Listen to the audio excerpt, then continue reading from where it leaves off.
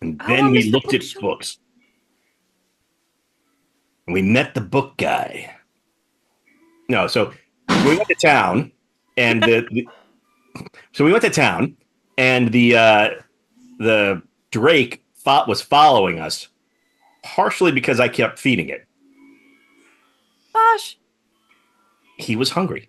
And we got to town, and we talked to those White Lion Road guys. First thing we did was get new clothes, y'all. New We got new clothes. clothes, and we took baths because Oh, thank goodness. and I bought Did he? clothes and I got clothes for my squirrel because And like I Did dyed my own did clothes. Alizira and Iskra also bathing at clothes, or yes, were we off yeah, you somewhere? were there. Yeah, you were there.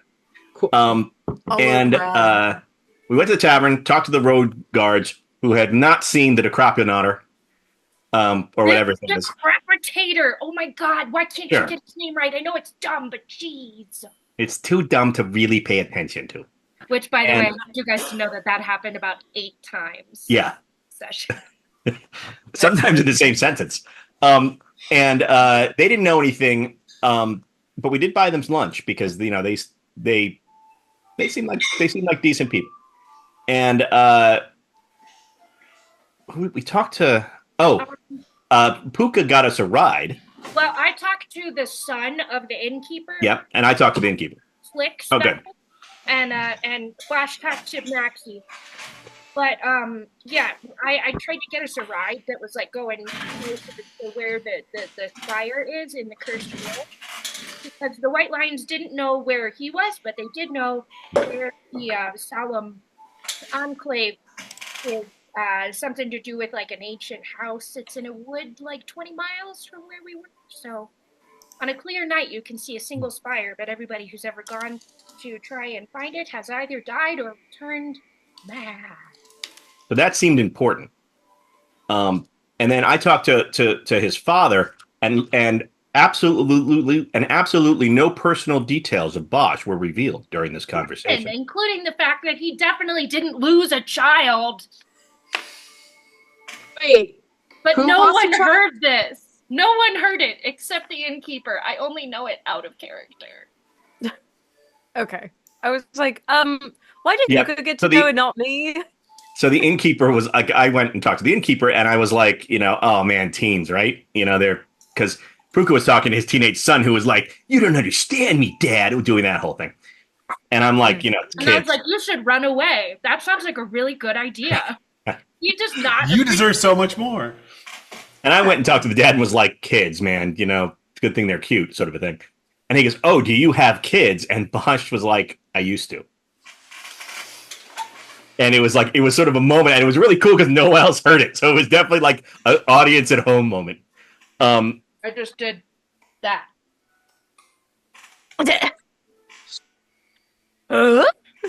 And but then we learned that the Decrepitator has been spending a lot of time at the library here in town, or the bookshop. So we scurried over there. No, but not before Puka got us a ride. From Rachel Stryker, who's like super fucking awesome. She sells apples. Oh yeah, By some definition of yeah. You awesome. can totally have a ride on my cart. Hey, you just got to be here at like 6 o'clock. I don't like leaving a second later. So You're large and intimidating, and I like you a lot. Yeah. so we went to the bookshop, and we He's met got a type. we met the bookseller and sort of extorted him a bit. Jules Basic, O'Sullivan. yeah. He was this little gnome guy. And we're basically like, you lent a book of necromancy to the witch, who then lost it to the kid. Sure would be a shame. Well, the kid took it. Oh, no, it wasn't a book of necromancy. It was a... He didn't loan Yes, her. it was. a book. There's two When books. he gets- One of when he gets- necromancy. Oh, yeah. When he It gets was forbidden. dangerous books, he gives them to her so that Right. he can get rid of them or whatever. We may have Mm. intimated that it sure would be a shame if the White Lions discovered he had this book in his possession. And so he became very motivated to help us at that juncture. Told us all about the books that this kid had been looking at. It was including really cool. He drew it was really on his forehead, and then he just like his eyes glowed, and then like opened up, and then he just like recited all of the other things. It was like a memory spell or something. yeah, it was like perfect memory recall thing. And It it turns out that the kid took a book from the bookstore too. And and talking to him really narrowed it down that this kid is probably at this ruin that we had learned about from the road. So we're like, cool, let's head over there. Oh, and we the name of You found out where that is. the master of the spire is Burkhard Kirschman. Yeah, Burkhard. And the name of the cursed forest is Murkmire, which definitely doesn't sound dangerous. Oh, and I was wrong. People either never returned or they were changed into packs of wolves in the forest, which we definitely don't need to worry about coming to kill us. Man, look, Right. I had put those notes in the chat, and they're gone, and it's just initiative again. Weird. Oh, I don't know. I have our initiatives, though. No. I mean, I had put notes in the chat on Roll20 about like that guy's name, and thinking, oh, then next time we come back, it'll still be sitting in the chat. Did you? Yeah. Oh, yeah. But it didn't stay. It's weird. Yeah. Anyway, so then we got on the wagon to go to the south with the Apple Lady, who talked the entire time. It was like a Forrest Gump moment. I definitely did not encourage this a lot. You're muted, John. But that was very. She was aggressively Canadian. Okay. Yeah. And Alozira we picked Alozira and Iskra up, and they had been drinking, and Alozira was fairly drunk, and then passed out in the back of the wagon. And Iskra sat there and brooded about the whole thing. Sounds about right. Yeah. We finally reached her house. Yeah, they came and they found you two behind the tavern, and Alozira is like laughing and slapping Iskra on the back, and Iskra is like this. I have consumed a lot of alcohol. Loosen up a little. I do not want you to touch me in the back like that again. Sorry. Yep. And minor headaches from the rattling of the cart, but we did travel faster than we would have on foot. I do not believe the headaches were from the cart. I think they were about from Apple Talk. It was definitely from the rattling of the cart. So we get down to where we're going and say goodbye to the Apple Lady, and we started heading off into the woods when all of a sudden, wolves. Wolves! There was a brief moment where there was a little bit of confusion as to whether or not they were wolves or snake wolves, and I think snake wolves are cuter. That is not the part I thought was a snake. I thought it was more like wolf body, snake head. That's gross. Right. Well, that's why that's a scary version. No. Disgusting.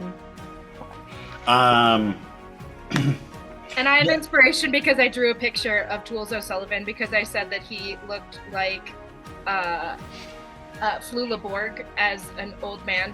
Old man makeup? Like with the old man makeup from Princess Bride. Yeah. Because he did have a German accent. He talked like this. It's like, yes, hello, how are you? My name is Tools O'Sullivan. We're like, sure. There were a couple details about No. Burkhard.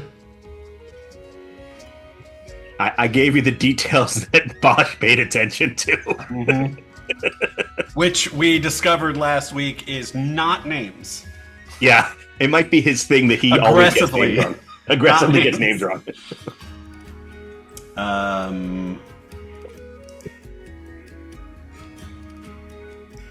Yeah, there's another town down the road a bit that is near the Solemn Enclave, and every now and then people come to town who work for this fellow. Todd Kirschman. Thank you. Kirschman.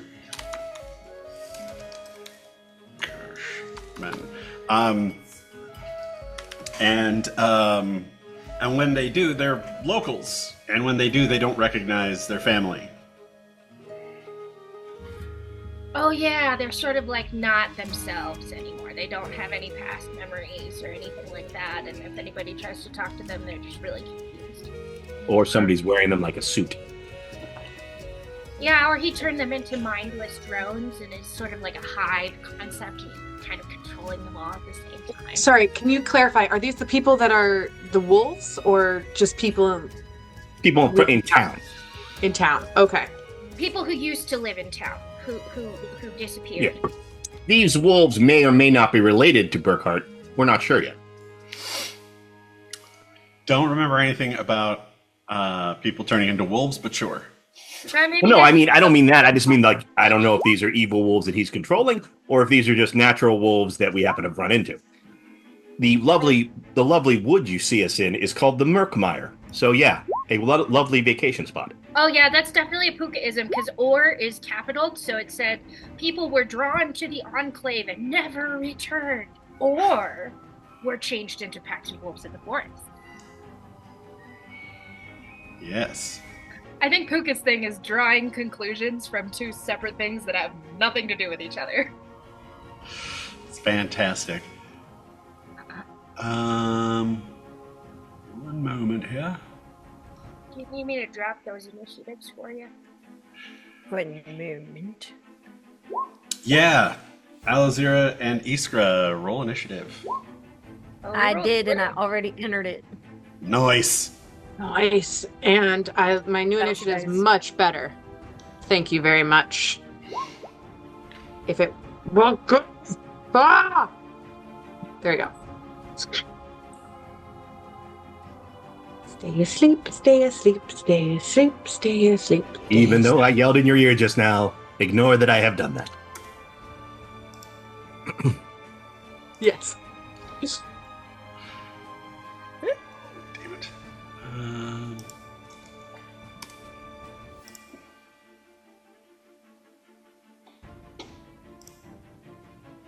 Okay. Well, here we go.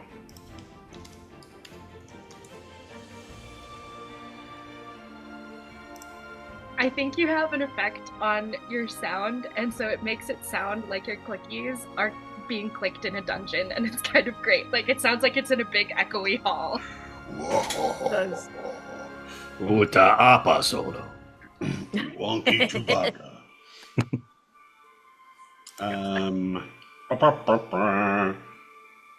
Faint background noise. Okay, cool. All right. Well, let's see here. Where is that window? It's not this one. Too many windows. Too many. Tiny bubbles.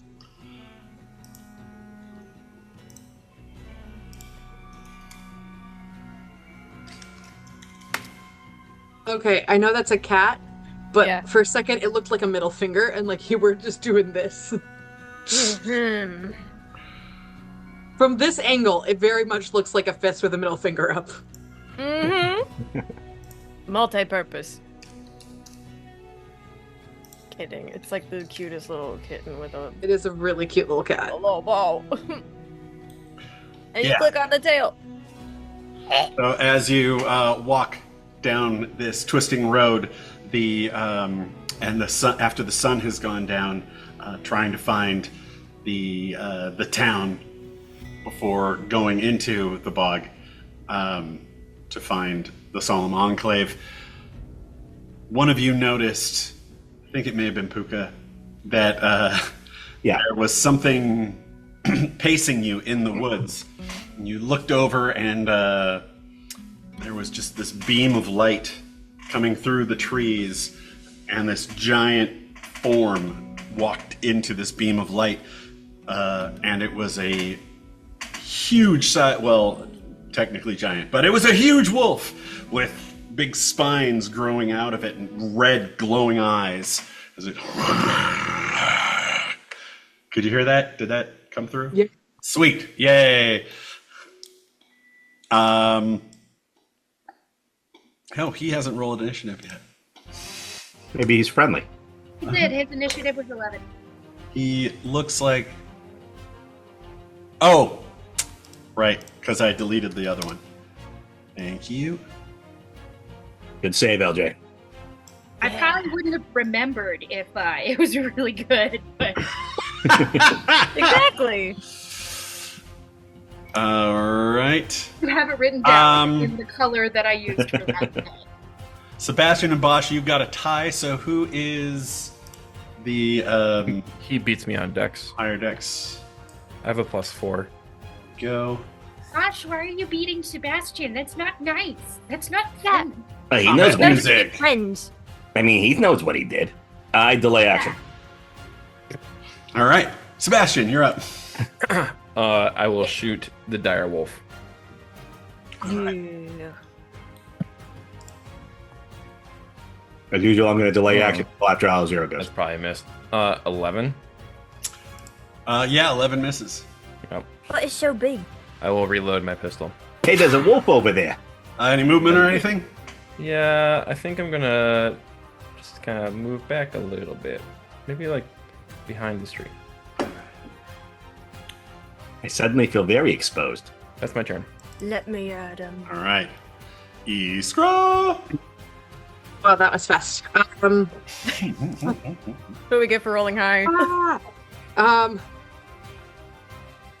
I am also going to shoot the wolf with my crossbow. Hush. All right. For a 17. 17 hits. Yay! Hey.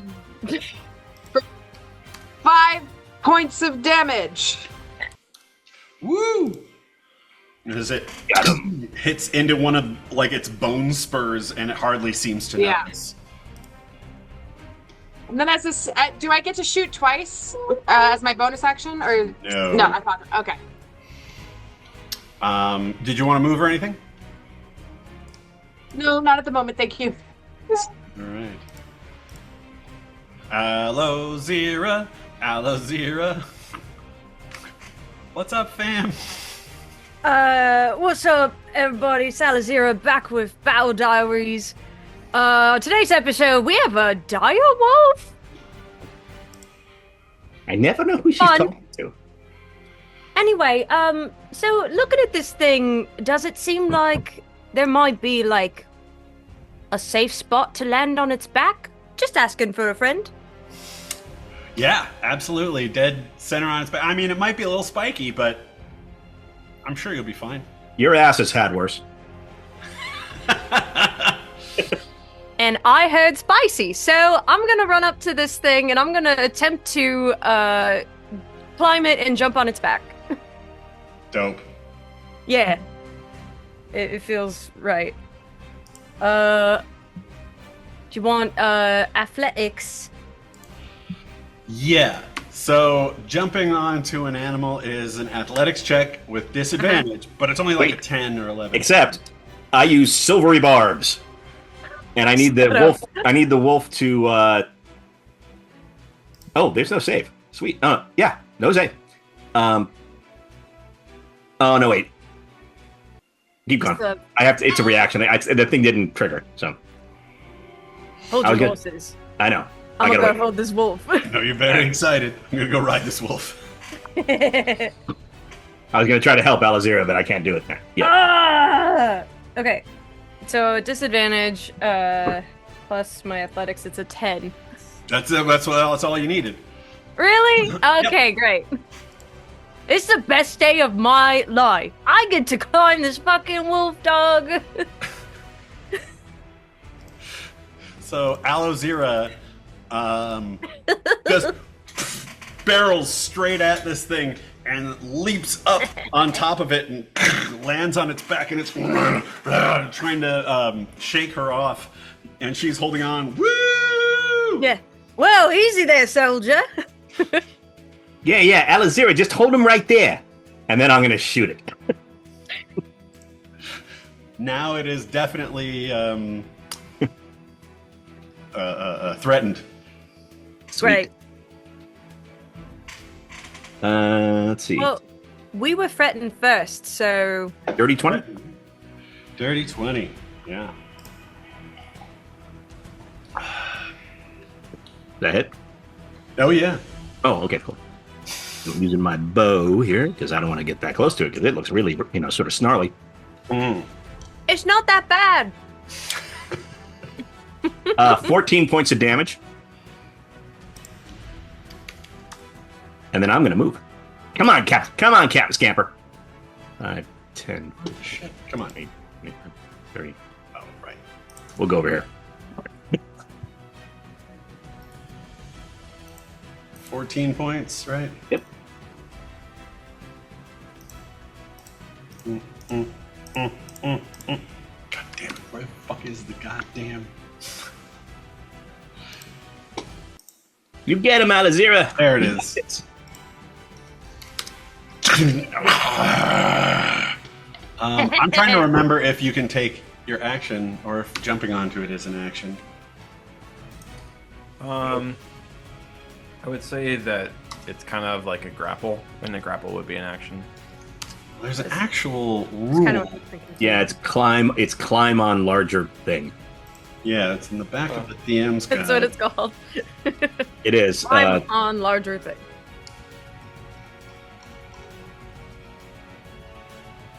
Yeah, climb onto bigger creature variant rule. Yes. You do so by grappling. Okay. Excellent. So that is her turn. Yeah. Cool. Yeah. I regret nothing. Puka puka! Puka has disappeared.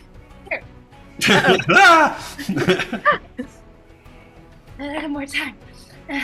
Alright, cool. So, that looks big and scary, and I don't like it. I'm gonna move back here and climb this tree. I'm gonna move back here and climb a tree.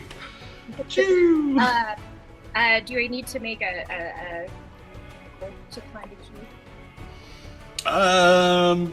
Sure, athletics. Or acrobatics. And basically just don't fuck it up.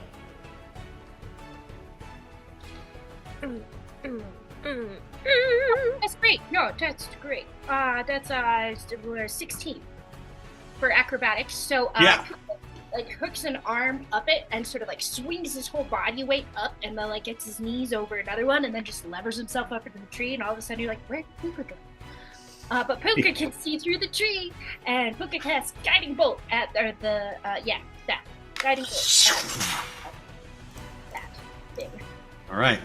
Maybe if you had rolled a 1, you would have thought you climbed the tree.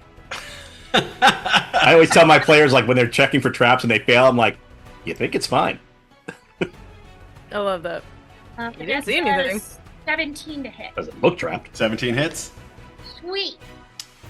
I'm glad I brought all of my extra d6s because that's all I did. I brought my regular dice and then I brought a bunch of d8s and a bunch of d6s because I've learned things now that I'm a spellcaster. Right. Mm-hmm. My favorite moment like that, Brian, was when the group I was running in Minnesota went into the sewers looking like to fight the Thieves Guild essentially, and they're trying to figure out where they can take a long rest, and I'm like, you guys, you are in their hideout. Like, No. they're like, no, but we need to take a rest because like we can't. And the way that the previous guy had done it, it was like a video game, and so they find this little alcove, and the person goes and checks it out, who always does it, while the other guys are kind of arguing over something, and they don't hear him roll a 1. No. And I'm like, you are 100% positive that there is no hidden doors around here. And so he's like, guys, we're good. No hidden doors. And they're like, cool. That was exactly where I'd put the hidden door. No. One of them like came that close to dying, and I learned that from a really super old GM at Gen Con way back, and I'm playing with my friend Wendy, and we're in like a kind of a D&D tournament style thing, and so we're in this big room of people, and Wendy's playing this thief, and she rolls to check for traps. She goes, I'm gonna check for traps. He goes, all right, roll the dice. And she rolls it, and he looks at her die and goes, you didn't see it. And there's like, everyone kind of stopped, and then she looked at us and went, It looks great, guys. Come on, go ahead. I'll be over here. Fantastic. All right, Puka, how much damage? That's 22 Nice. of radiant damage, and you just see like Puka scramble up a tree, and then all of a sudden from the tree you just see like these like rays of like light that look almost like they're just like a line that someone drew in photo that's white, but it goes directly around and then into it, like it's like skewering it to the side. And as it hits it, like it is now glowing with radiant power as it's trying to get Elazir and kind of lighting up the forest around it. But not to be... Ray lights! Go at him! What? Dire Wolf Zira. Yeah, so the next person to do an attack roll on it gets advantage. So, realizing it can't attack Alozira because she's on its back, he looks at the only other person still out in the open Oops. and charges Iskra. Do you think there's a moment where Iskra's like, it's coming right at me, and she looks around like, sure, but my friends are here, and it's like, there's no one around her anymore? Nope. I was a little distracted when she made the decision to stay put. You see Elazir like attempt to steer the dire wolf and like drive it, but it's not working. Ears. Make an animal handling check. Well, let's see. If you roll really, really high, Just for the record, Puka is staring intently at Iskra. Of course. 11. 11. These are not steering spines. Yeah, you're yanking on the back of its head and on its fur, and just seem to be making it angrier. Fuck. I swear this usually works. You usually do it with tame animals? No? That is a 21. Silvery barbs. So all of a sudden, from the darkness where Bosch is, this little magical pie comes soaring out, like zipping through the air, like trailing little other pies, and it slams into the wolf's face and goes. And Wolf is like shaking his head. So re-roll that d20, and I'm going to give Aluzira advantage on her next attack roll, ability check, or saving throw within the next minute. Nice. Because the wolf is now distracted. This time it is a 22. Shit. Still hits. Yes. But pie. That is a great pie. Yeah. Ate it so fast. Yeah, but his mouth was really big and it just ate the pie. Hungry wolf. Its tongue came out and just... That's 11 points of piercing damage. Poor Iskra.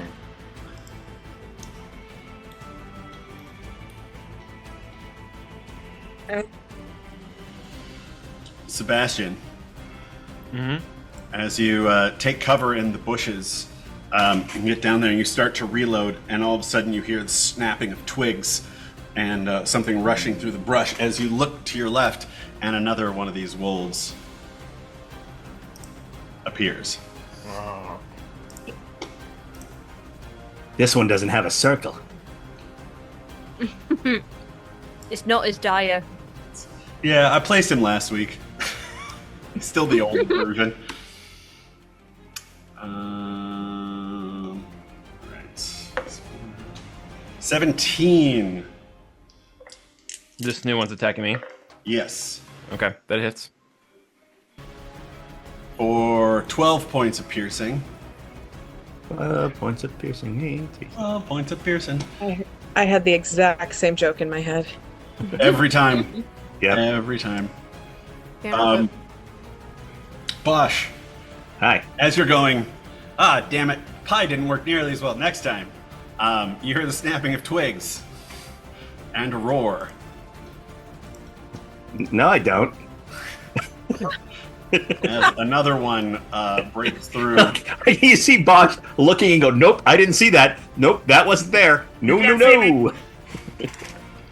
It's only there if I look. Oh, come on, I can't ride all these. He only rolled a 9 to hit you, though. So, Thank God. Run, Captain Scamper. that's right. Is Scamper doing anything? And that's it for the dire wolves. All right. I'm gonna use my bonus action to disengage from this guy. Bye-bye. And Captain Scamper is gonna go up this tree until he's needed. Mm-hmm. Because, yeah, he's 1 hit point, and yeah. And I'm gonna attack this wolf here with advantage. That would be a lot. Y'all get it. Oh my god.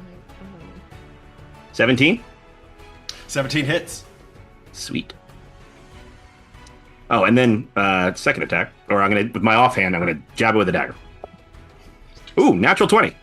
Woo! Hey, That's my friend. first 20 of the night. First 20 of the night.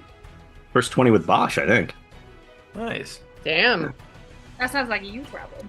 Right? Ah, I mean, I don't think I've had a 20 yet, but that's because this character does not roll well. Uh-oh. that's 4 and it's hard to see my dice, so there.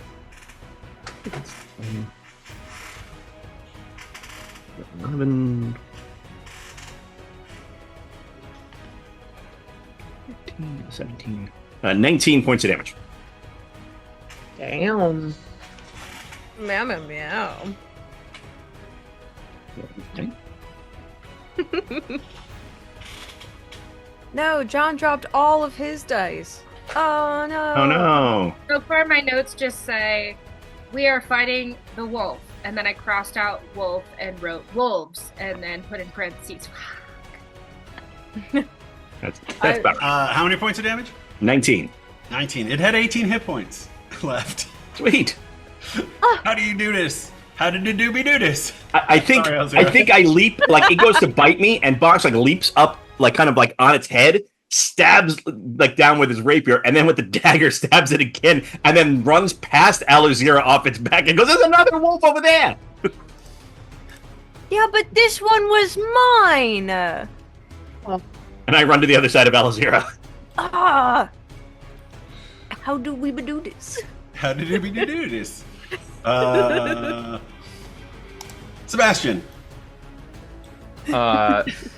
Yeah, Sebastian's gonna turn around and like, oh shit, oh fuck, and then shoot the dire wolf that's attacking him. You're gonna what? I'm gonna shoot the dire wolf that's attacking him, Okay. and I Tell miss. him before that. Oh no, I miss. He says, "Oh shit," and then he shoots. And oh shit, oh fuck, oh shit, oh fuck. I miss, and then I reload my pistol. All right. Iskra. So Iskra, bleeding, realizing that there are more wolves, will climb this tree. Make an athletics check. Oh right, that would be my action, wouldn't it? Damn it. Why is everybody climbing trees? No, it's just part of your movement. Okay. 2. 2? Negative athletics. Girl. Let me up the Scratch on the tree! tree. Ah! Is it like a really like a sapling? So you get to the top and the whole thing just goes. She jumps up and grabs the branch and it just snaps off in her hands. Right behind the tree. I know I could climb this one. And I am So going that takes to half of your climbing speed. Or half your walk. yes, half my walking speed. Great. I am going to attempt to mind sliver, which is just a verbal component, which I'm pretty sure I can do in cuss words as I'm falling out of the tree. The dialogue. People will just assume it's like Valdorian or something. Yeah, it's just the language that we speak. Mm-hmm. And the language we speak just sounds like cuss words regardless. It's like So German. that so I need it to make an intelligence saving throw. Sure, that's gonna go great. What's the DC on that? 14. Let's see. He rolled a 13 and has a -4. Got it. Nailed him. Just by that much. So that is going to be An average amount. 2 points of psychic damage. 2? 2. But She did say sliver, John. sliver. But then I'm do I want to use this? I only have What does one that more of look these like, left. Iskra? So as I'm falling out, you hear me cussing under my breath. And the wolf, if you're right by it, might look for a second like a tiny spark flares in its eyes, and it's kind of like almost like it got a little headache. But it doesn't look like anything. It doesn't look like anything. Yeah, it's just a verbal. So for me, you would see Don't roll. me cussing. Don't roll. This is not the moment. And then let's see. Trying to see if there's. I don't think there's Thing anything about else I psychic can- spells, they don't show anything. It's Yep. all in your brain place. Oh, you gave him a brain splinter. And then I'm going to dust myself off. And as I'm. Nope, never mind. I can't do that. That's an action, not a bonus action. You have 15 feet of movement left. And you are the one closest to the wolf. Am I? I thought that Yeah. one was dead. No, the other one. Oh, shit. Okay. I'm just gonna run and try to hide in this tree over here. No, the other one. Oh shit. Rad. All right, Alizira, you got this. You have advantage on your things. One day I will be so good at fighting, you guys. You know, Alizira, that pie thing I did, maybe that makes your god like think good thoughts about you because it's like it was funny. Also, I mean, yeah. hold What? on. There's another piece of Mind Sliver. Another sliver, if you will. He subtracts 1d4 from the next saving throw it makes before the end of my next turn. So if anyone needs a saving throw out of him between until my next turn, John will need to subtract 1d4. All You right. can also continue to sliver him more. Death by 1,000 True. slivers. Oh. What the fuck? I mean, if you really wanted to have it die slowly, you could have it talk to the apple lady. Oh, that sounds fun.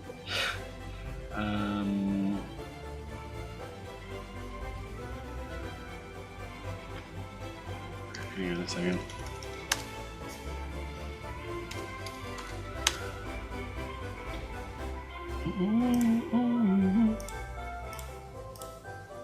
Pika. Fucking autocorrect. I was like, who's Pika? Ruining my life, always. Pikachu. I Mika? hate people. I hate people.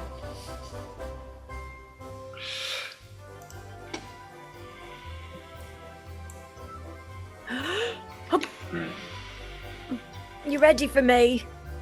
Almost. Almost. Right. Sorry, No my. worries. So I had. Oh, for fuck's sake. Hang on. Let me No worries. finish this and then I'll explain what I'm doing. No problem. Making more dire wolves. Ah! All the dire wolves. They're like really dire. So dire, you All right. guys. That's it for Iskra. Aloe Zira. Aloe Zira. Well, folks at home, I'm gonna try and shake off this disappointment that I have because Bosch took my kill. I'm gonna go after this fucking twitchy one. And I go run to the one that Iskra just mind slivered. With my axe. And I think as you're running, that's when Bosch is like, maybe a god like the pie thing and he'll give you some help. Okay. So I'm gonna go over there. Ra-da-da-da. And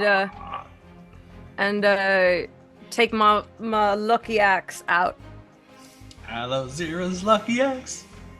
And just ask him a question. Get out of here. No. Leave now. No. Into the chopper. 19 to hit. That's a hit. Excellent.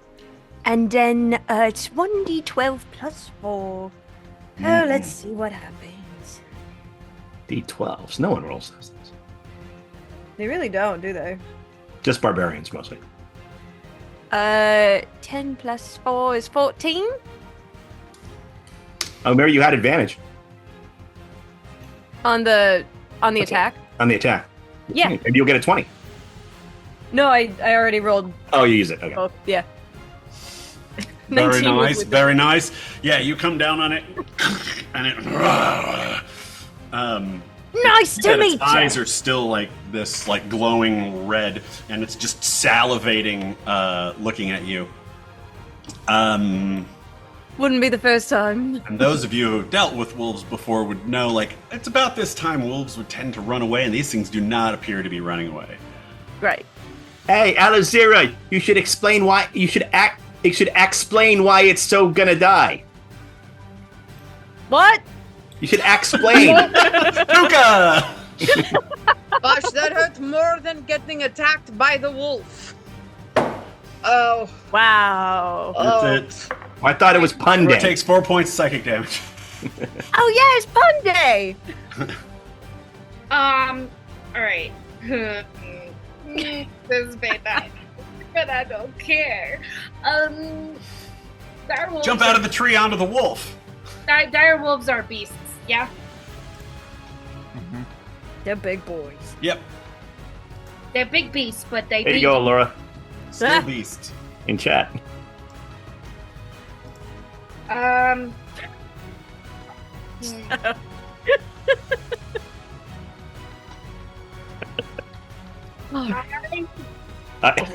do like. Don't let me axe twice. Don't make me axe twice. I like your accent. No. Beep boop bop. That might be a bad Get him, kid. I'll believe in you. What you doing? No, I'm not gonna do it. I'm not gonna do it. No. Aww. Bum, bum, Puka would do it. ba-da. I have to do it. Puka would do it. Fuck. I'm gonna cast animal friendship at the dire wolf that's closer to me, that's trying to attack Sebastian, that he unsuccessfully tried to shoot his gun at. Do they have an intelligence that's 4 or higher?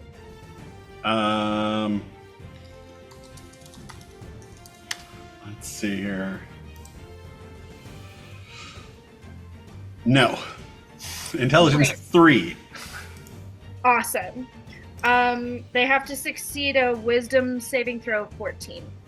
The one that's closest to me. It's only one animal. All right. Oh, yeah, no, I'm only. How much? 14. Was 14? Yeah, I need to measure something really quick. I don't think I can get both of them. 18. Oh, yeah, no, it succeeds. So I'm just fucked. But I'm yelling at an animal, being like, hey, I'm really sorry you surprised us, and you seem like beautiful creatures, and we don't want to harm you if we don't have to. We did accidentally kill your friend because he tried to kill us first, but we have no beef with you. And it's like, trying to eat Sebastian's face. None of this is successful, As and you're it just helps yelling at it from a tree. not at all. Not at all. Message for you, Laura. Oh, I see it. And that's my whole damn move. All right. I found a website. Oh God. We've got Direwolf number 1 going after Alozira. What's up, buddy? Let's play. Oh my god, this is so long. 120 of them. That is a 16 exactly. Fuck. Silvery barbs. All right. Silvery barbs. Another pie smacked it in the Silvery face. barbs. Silvery barbs. Actually, this time it's a snowball that when it hits, it explodes into glitter. I was watching the most recent episode of Critical Role, and 4 characters have silvery barbs. And Matt was just like, you guys, I love this spell so much, and also, how many of you have it? Everyone raises their hand. There's That's a 14 to hit Alozira, and so it misses. And then I give Alozira advantage. Direwolf 2 coming after Sebastian. Oh. nom nom nom nom nom nom nom. That's an 18 on the die. Was it? Sorry. Yeah, sorry, John. 18 on the die. Oh, I'm probably dead. No. That's 11 points Truly? of damage. That's exactly what I had, so I go down to 0. Oh my god. No. There's only one thing that needs to happen now. Puka needs to leap out of the tree in a heroic moment that Sebastian won't be awake to see. I was just gonna say it's so perfect that Puka and Sebastian are right together like that. Just leap out of the tree onto Sebastian for mouth-to-mouth resuscitation. Like Leave when I them, fell asleep on his listen. shoulder and he let me and I don't remember because I'm drunk. I didn't know mouth to mouth involves so much tongue. It does if How you do it magic right. is dispersed, obviously.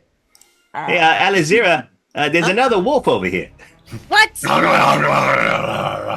I got Hi. this one. Ah, you're up. Oh, good. Yeah, there's. I'm going to disengage from this wolf and move. 5, 10. And I go over here, and I'm going to shoot this dire wolf that Alazira's fighting, because yeah, there it is. Don't you fucking steal my kill! I swear to God, I will drop kick you right Not out of again. these woods. Imagine Alazir just puts her hand over the arrow as it fires. What the? 17. 17 hits. Right. Let's see. It's 8, 9. Let's go over that. 14 points of damage. 10, 5, 10. Yeah, that's as far as I can go. Hey, yeah, just finish this one off because this other one looks really angry, and it also apparently has killed Sebastian. What? But yeah, he's like dead over there. What did you I could let have it- stayed over there. Well, I let it away, didn't I? So it wouldn't eat his body. Sebastian, Oh my God. your turn. Death save. Death save. I pass. All right. Yay. Iskra. Okay. So this one over here. Mm-hmm. And Sebastian's down over here. Uh-huh. Only got 9 points. I can't risk too much. I'll do it. Was it? Okay, so I assume from around the tree I can find a rock. Yes. I'm going to catapult the rock.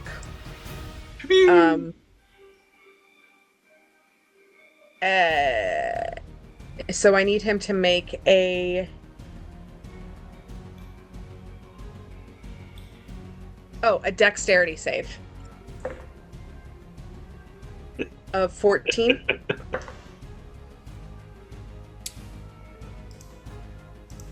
You know, direwolves, very dexterous. 11. Fantastic. And technically 11 minus 1d4, but didn't work. Okay, so then we're gonna do 9. 5, 10, 13. So that's going to be 13 points of bludgeoning damage from this rock I just hurled. Yeah. Puka, you just see a rock fly out of the bushes and the trees and just whack hit the direwolf in the head, and just blood starts coming down its face. I'm not sure Puka heard any of that, but Yeah. This is fine. That's right. I accidentally, I went to open the campaign and I closed my Roll20 window, so hold on a second. it's alright. And then I am once again going to attempt to climb a tree. I am once again going to attempt to climb a tree. Actually, let's see. 5, 10, 15, 20, 25, 30. Okay, I'm going to try I'm going to throw it as I'm running, because 6 seconds, and I'm going to run over to this tree over here. Okay. Iskra's true enemy. Trees. My nemesis. You have met Nope. the BBEG for the campaign. Trees. The trees. Have you ever played Borderlands? There's a little robot that's on a wheel. It's like a little box. And there's one part which I'll remember forever. Like, he's like, I'll lead you to the next place we have to go to. And he goes around a corner. There's a flight of stairs. He goes, stairs? My nemesis! You're on your own. And then he just leaves. Alazira! I go no further.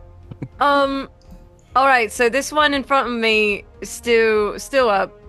Still He's needs... very, very hurt.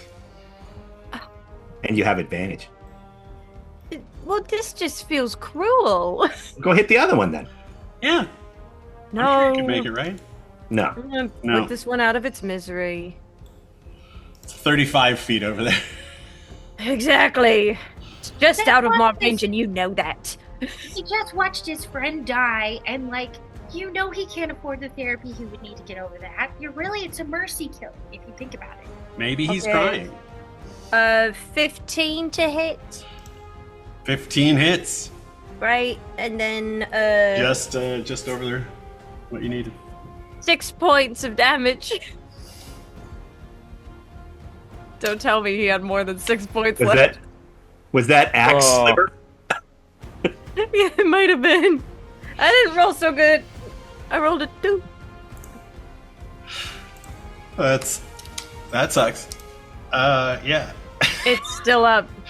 Fuck. It's limping. It's got basically one limp leg that it's holding up.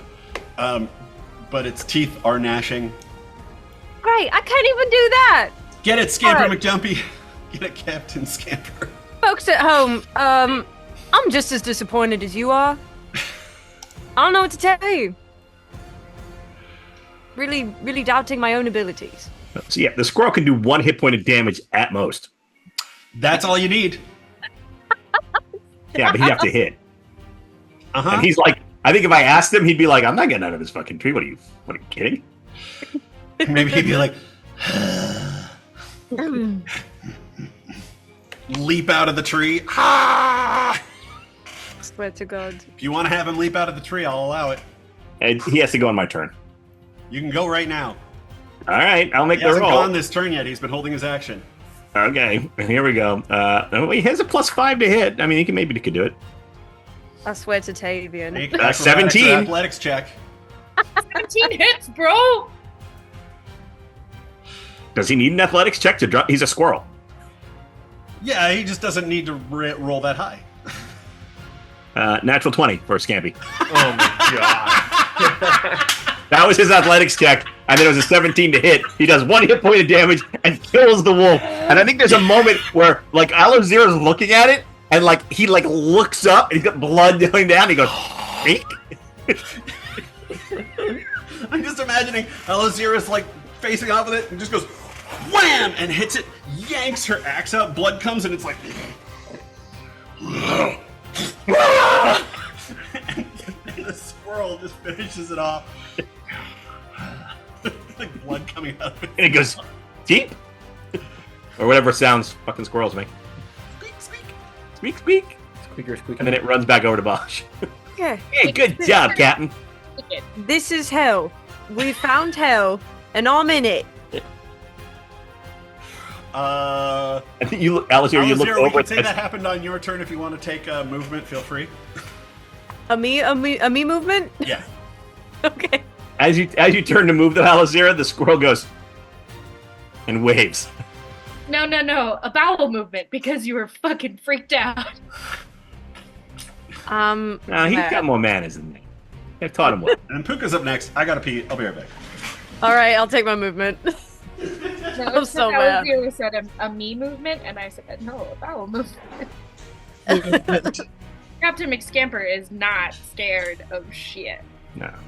I always think that like things like summoned creatures, or in this case like familiars, in my head canon, they exist on like in some like celestial realm until you call them. So they're like hanging out in some big field, and every so often someone will go blink, and it'll pop back up like horribly wounded, and it's like, oh, Gary, you wouldn't believe what the hell just happened.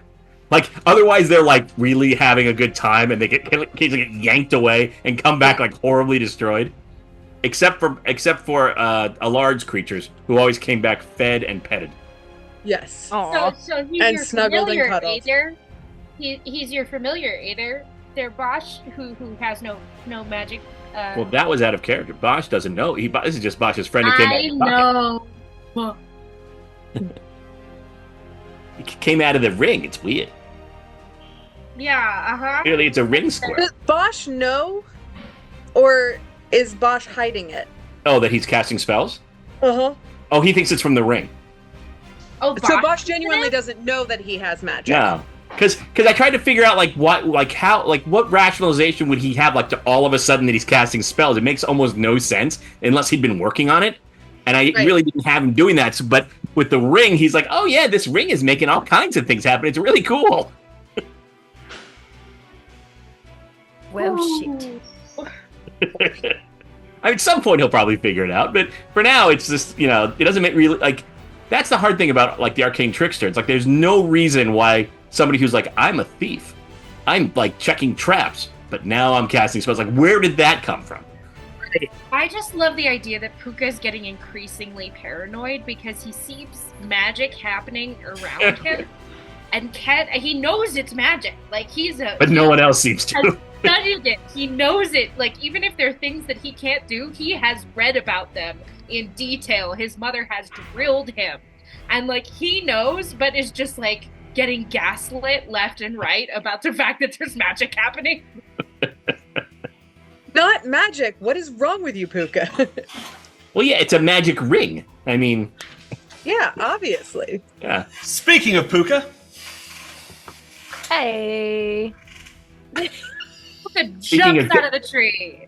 Speaking of diving out of the tree to give mouth to mouth. Oh, that's a natural 20 to jump out of the tree. nice. I jump out of the tree and do a tumbling roll because I rolled a natural 20. Very acrobatic and wonderful because Puka's he's very well versed in that kind of stuff because he's trained in equine acrobatics as part of being part of a horse tribe. Feel like Puka explains this to us at some point in detail. Just how you're doing When it. I jumped out of the tree, and then we're like, we don't care. But he's like, but no, but you understand, that's how it happened. In detail? You jumped out of a tree? So, yeah, he jumps out of the tree, does a little lovely tumbling roll, and then takes another little leap and drapes his entire body over Sebastian very dramatically. And it's just like, no! And when... Like in an old black and white silent movie.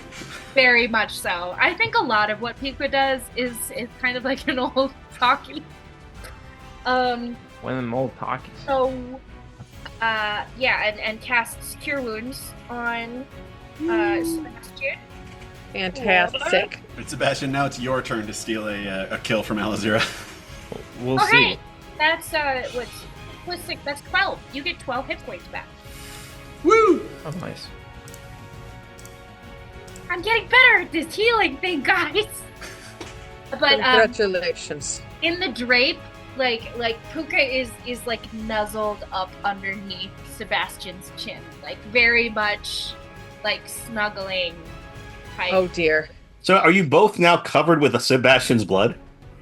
Probably. That's hot. That's romantic as hell. I mean, yeah, when you're right, you're right. Sure. I love that Sebastian and Puka have like forgive my personal history, but youth group leader vibes. Where it's Wow. it's the youth group leader and the like 15-year-old who has a massive crush on them. And the youth group leader is like, what do I do? Yeah, Sebastian's like, I would do anything if this wasn't happening. I would give you any amount of money. I will care for you because I care about you, but kid. Inappropriate! Unfortunately, I know one too many youth group leaders who are now married to the kid who had a crush on them. I had a theater professor who was like that. Yeah. Ugh. And on that note, direwolf! On that note, Just charges Alozira. Come on, boy. There's big puppy. That is Who's a a big 17. Yeah, that'll hit. Who's a big puppy? Who's? I'm gonna disable him with animal handling. Yeah. And all right, that's 3. Oh, 7 points. Great. Oh, I think this one likes me. I think it's trying to eat you. Nah. That's your own Just blood. play bites. It's lipping up right there. And that's it for the direwolves. Bosh. So, do you want help here, Alazira, or should I just like stay over here? All right. Go ahead, Sebastian. Who could Whatever. seems to be all over it? What? Oh, yeah, that makes sense. I mean, do what you want, but like, So I'll 5, 10. I'll move over to here, and I'm going to aid Alazira. Ah, okay.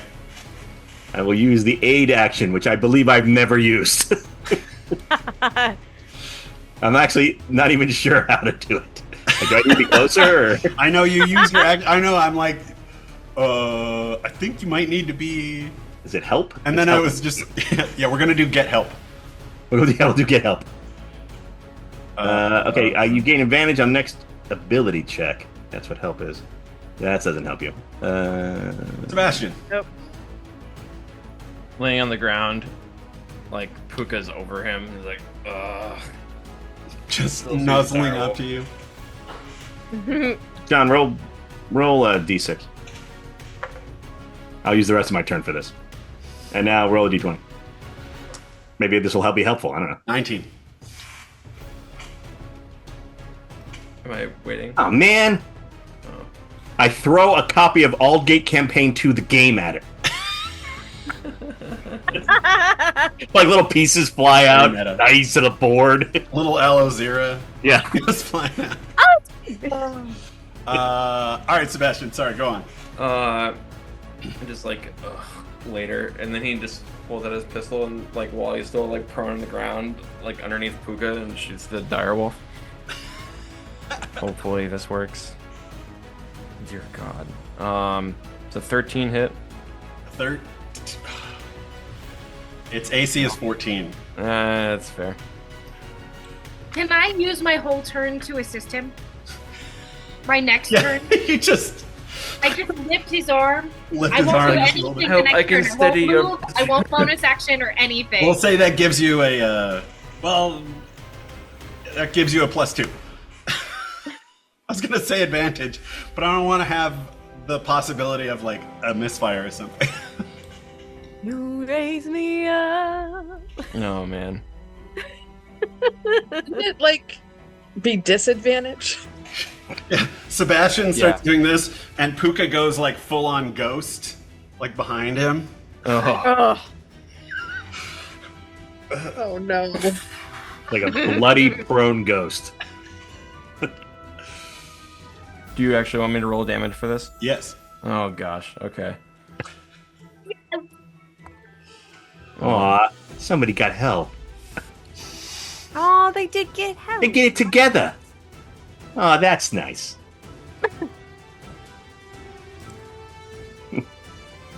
11 damage. Alora, Very nice. that's nice.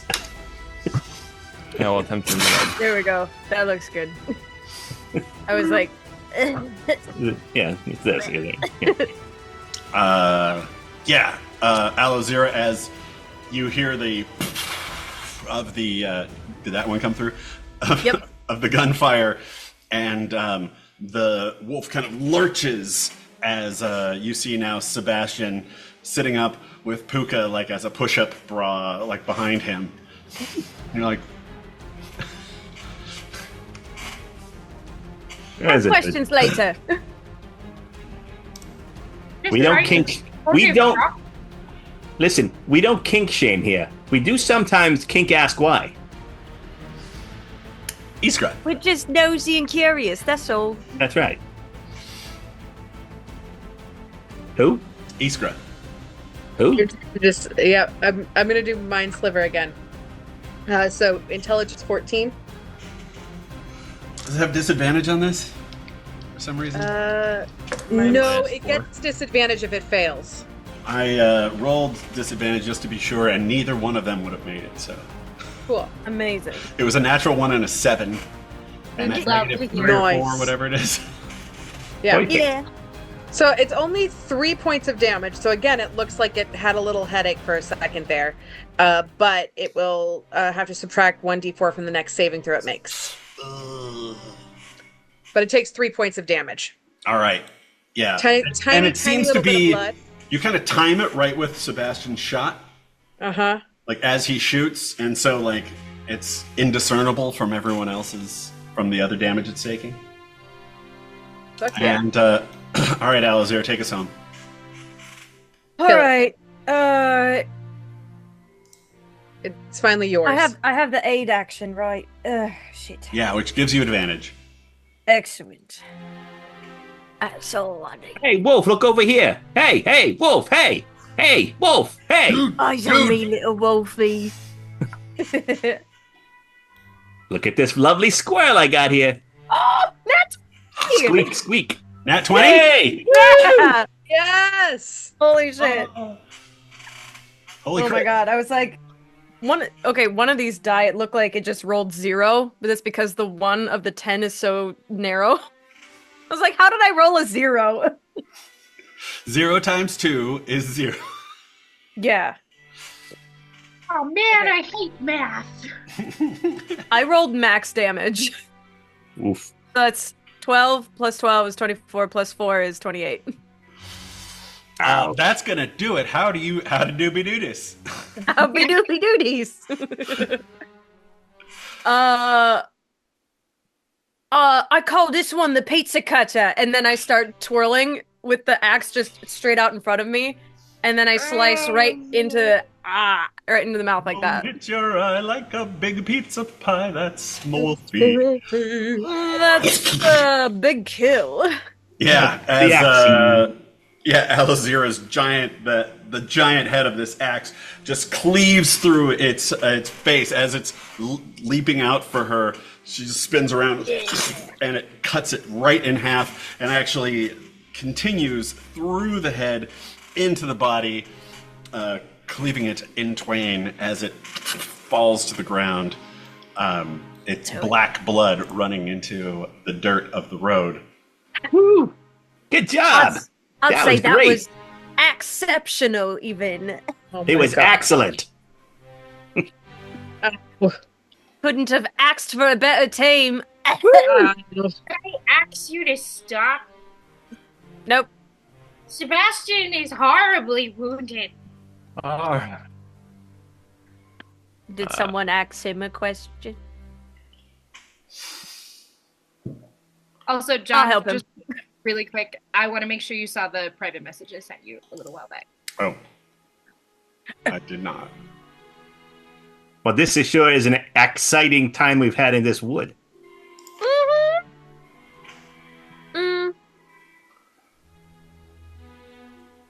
Really wish I could extend our time here.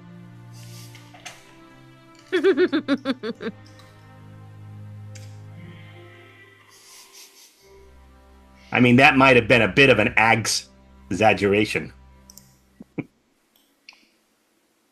right, these are all excellent. Should we kill Please stop. No more now. I mean it. Anybody want a peanut? No more rhymes. No, but like, really, are you okay, Seb? Seb? Sorry, I didn't hear that part. No, I said that last part loudly for someone else. Are you okay, Seb? What? Iskra! I am alive, Dion, thanks to you, and I appreciate that. Yes, thank you. Why is Puka talking so loudly? I don't know either. Oh no. Weird. I don't know. I mean, I don't like her, but we had a thing going, and I just kind of expected it. Puka. I'm Puka. sorry. I am bleeding. He is bleeding. Oh, This is- shit, you're hurt too. And Yeah, please. No, thank you. Oh, fine. that Okay, is can you- 11 points of healing to Iskra. That is so. The wounds that I got, because that is exactly how much it damaged me. Just kind of Hey, okay. hey, Alizira. What? I mean, you don't think we have to go rubbing Sebastian's blood, do we? I mean, the kid did it, but I mean, that's not like required, right? That was like an option. Yeah, I don't think so. I mean, I've got a little scratch. Yeah, but I mean, Does it these have to clothes be are new. Sebastian's? I mean, these clothes are new. I don't want to get his blood all over them. Oh, that's right. We just got these. Oh, these stupid fucking wolves. Also, I just need everyone to know that when Puka went over, because Cure Wounds is a touch spell, Puka just put his hand lightly underneath Iskra's chin and went, "You're better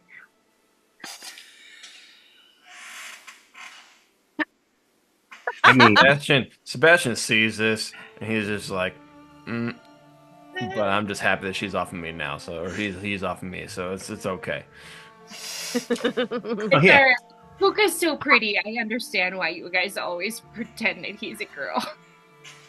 I'm It's going the to freckles, really. Very pretty. I'm gonna roll the dice to make a decision. He's boy. also just got this little baby face, you know? Yeah. It's like a little So cherub. Iskra thinks about grabbing Puka and kissing him flat on the mouth because she knows it'll freak him the fuck out. But she can't bring herself to do it, so she just glares. I rolled. If I rolled over a 10, I was gonna do it. But I rolled a 3. Tiffany, maybe you were distracted. Did you see the private message I just sent you? Oh, sorry. Oh, no. Oh, it's all good. I missed them all the time. So while that's happening, hey, Alizira, watch this. And I spin the ring around, and I touch your clothes, and I clean them. Yeah, right? It does so many things. Oh, it's one of them washer rings. Yeah, it's like a cleansing ring thing. Well, Ding, everyone ring-a-ding, is ding. talking with each other. Iskra's gonna walk over to the wolves and take a closer look at them.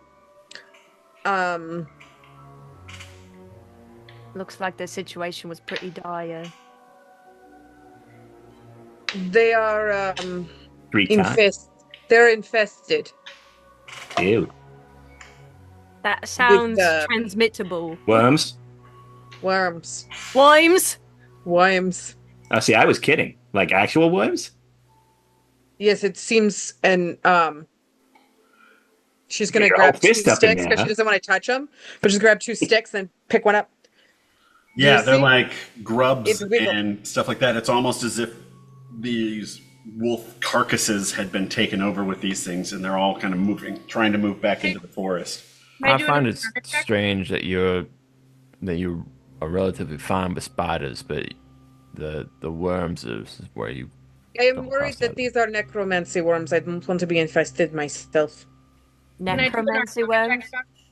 Yes, from the guy who the bad man. Oh, the Crapinator. The Mr. Crappy. Arcana Sounds check is 14. 14. Yeah. Weird. I don't know. Not touching them is probably a good idea. It's just wait. Are they crawling in a certain direction? They're crawling into the woods. But like all in one direction, or just Anywhere. I mean, they're kind of spreading out into the woods, but they're all headed to on this map, to the north side. Is that the direction of the tower? Mm-hmm. Oh. I'm is sure that there's where no, we're I'm sure going? there's no connection there. Oh, no Baba. necromanction there. That Yeah. was super close. Like, just was right on. I mean, I'm Well. just trying to fit in, use the local vernacular. Hey, a kid, give me a second. I'm gonna call Puka over. Kid, come here. He goes. Now, do you? I could clean your clothes with my magic ring, but I didn't know if you were keeping Sebastian's blood as some sort of keepsake. But I wanted to ask you privately. Oh! Everybody hears him go, oh, but then nothing else afterwards. No, that would be great. That'd be fine. No, it's Well, okay. Spins the ring around and press it into. Nice. My hair is nice and fluffy too. Oh my God! The ring can do hair. It is in fact Jonathan Taylor Thomas floppy. Wait, hang on. Here we go. That's right. No, that's bad. Which is That was more like it's one of the Taylors, right? Or what's that band called? the Here we go. Mbop guys. Yeah, the Umbop guys. Hanson. The There we Hansons. Yeah, Hanson. But All right. Well, that happened. I wouldn't mind a little bit of a rest before we make our way onto the tower. Well, maybe we should move away from the grub wolves. Yeah. Hopefully there's no more, but All right. So, remind me again. It's the granola tater. The decapitator. Yeah, that's not better. they work with it's gravity? really The bad. gravitator? It's so bad that it's quite memorable. I don't understand why you're having such trouble with this. I only remember really the good names. The crapaminator is not great. This is like my third language. I have a lot of trouble with words here. Oh no, I wasn't judging you. I was only judging him. I don't really. Well, no, it seems a little problematic. What? The crapaminator? Judging me for my language use. No, I said I- I didn't judge you for your languages. Mm-hmm. No, I literally just said that exactly. I'm What is sorry. It's happening? very difficult for me to understand. Okay, so Iskra's being a dick on purpose, for the record. I edged back into the I hedges. judge you for your languages, not. Are you trying to simplify for me because I'm not intelligent enough to understand you? No, I'm trying to simplify for you because you decided to, for whatever reason, not understand what I said, which is either you being a dick or it's you not understanding. Either way, simplification kind of gets the job done. Okay. Hang on, there's somebody at my door. What? Oh, never mind. So LJ and I have to check in with each other almost every week to be like, I'm just being mean in character. I understand. I honestly wasn't paying attention. Huh? Eh? Huh? Oh, it's just difficult for you because you've learned a lot of languages, or you're stupid, or you're an asshole. So either way. Oh, I this am an is asshole. I am an asshole. I enjoy that part of myself. Oh, that's why you stink so much. Oh, that makes so much sense now. What a childish way to think about it. No, you're just Hey, remember when we went to the woods and everybody started arguing with each other? Fun times. That smell is actually probably from the wolves and the decaying bodies. Oh, I'm sorry. It's just hard to tell the difference between you two. We literally just showered near each other. You find it hard to tell the difference between me and Iskra? No. The smell of the decrepit. The smell of the decrepitators, decaying Decapitated. bodies in me. Oh, yeah, okay. Do we think the wolves are because of what's his name? Burkhard Kirschman? Or do we think maybe the wolves are part of Elias's thing? He's the decrepitator, right? This seems like they've been decrepitated. All right, so this is a theory that has no factual basis. It's purely instinctual. Just I want to preface what I'm about to say with that little warning. I think if I had to pick, I would say it's Burkhard Cushman doing this, mostly because the Decrepinator, those wolves were far too cool for him to have come up with. That's a fair point. You could have Burkhard Cushman is a much cooler name. Sounds like the kind of guy who would have grub wolves. Elias the until I see him. Yeah, Elias the decrap slapper. Rosenberg, not so much. Puka starts pulling his hair out. What was that, Iskra? We'll call him Slappy. I like the crap slapper. Slap that crap. Yeah, it works. You know, when you face down a megalomaniac, crazy teenager with a code name, you never want to give him credit with the code name. Definitely want to get that wrong. Hey, Sebastian, how are you feeling since I brought you back from the brink of death? Staring at Iskra the entire time that he says it.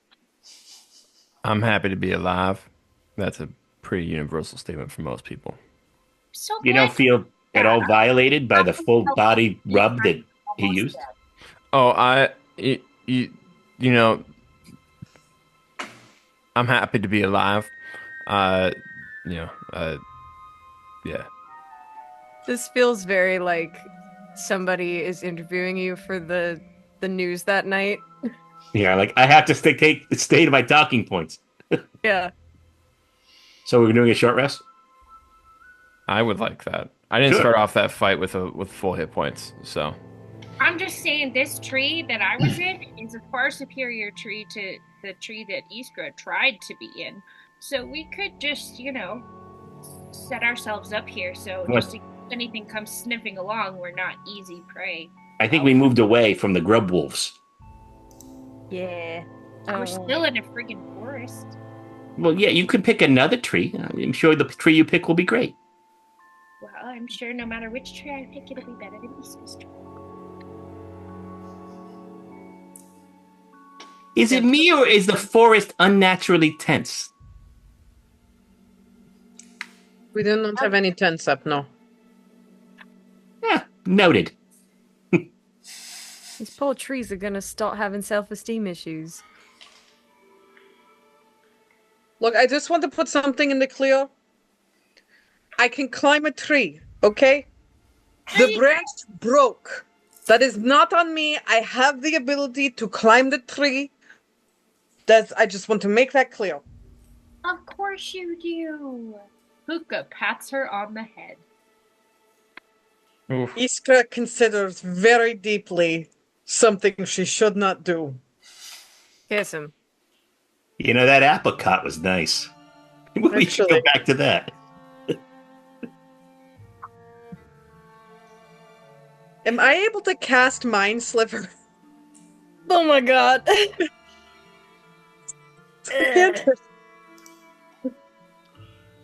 So, Puka pats Iskra on the head. Iskra is going to say, fuck you, in her original language. And cast Mind Sliver on Puka. Message for you, Laura. What's the DC? 14 intelligence save. You can probably make that. You seem like you might be pretty intelligent.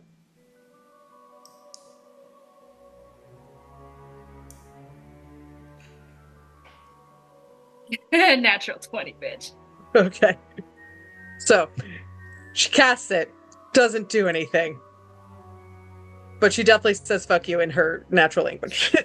Well, she says something, Yes.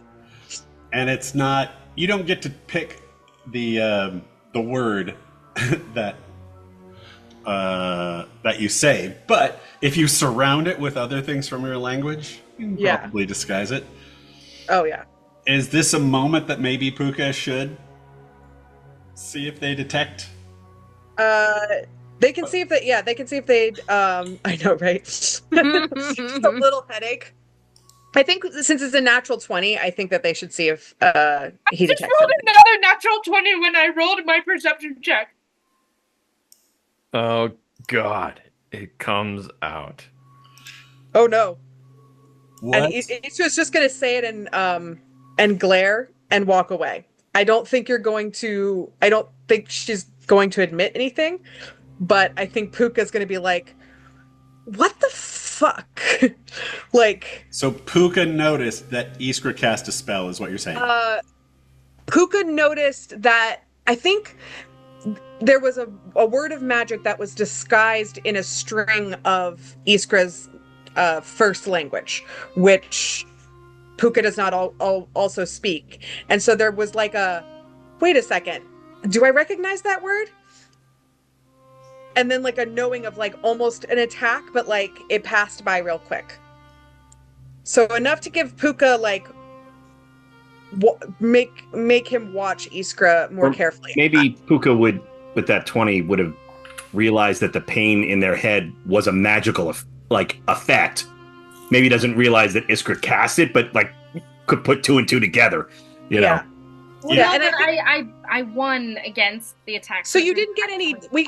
Can we say you didn't get any Oh, yeah. damage? But for like half a second, there was like almost like Yeah, you resisted it. Yeah, you I know, like when felt you have something- almost a headache. Yeah, yeah. Start and then the headache goes away, Yeah. and You're you like, knew that it was was like magic. a magical headache I'm just gonna add it to the list. to the list where you're like, what Oh. the fuck? Alazira, like Bosch passes Alazira her favorite beverage. Let's say Which I'm typing up. Oh, okay. in a thematic mug that just shows Puka and Iskra fighting with each other because it's a thematic mug to the moment, and like we're passing this mug back and forth. Hell yeah. It's swamp water. Here you go. Yeah. Bosch's magic mug. I love it. Oh, I haven't had this in ages. Yeah, the result was a beverage of your choice in a thematic mug. Nice. Perfect. You want some of this, Sebastian? It It's real tastes sort tasty. of like all the things after a party that you put them all into their own glass. Mm-hmm. Bonus points. I if you think actually I have think some normally I'd say no, hot but water. considering the situation, I might just do a little. Yeah, Yeah, it's moonshine, whiskey, and ale. buddy! Oh God. No, He it's sips my a little- favorite.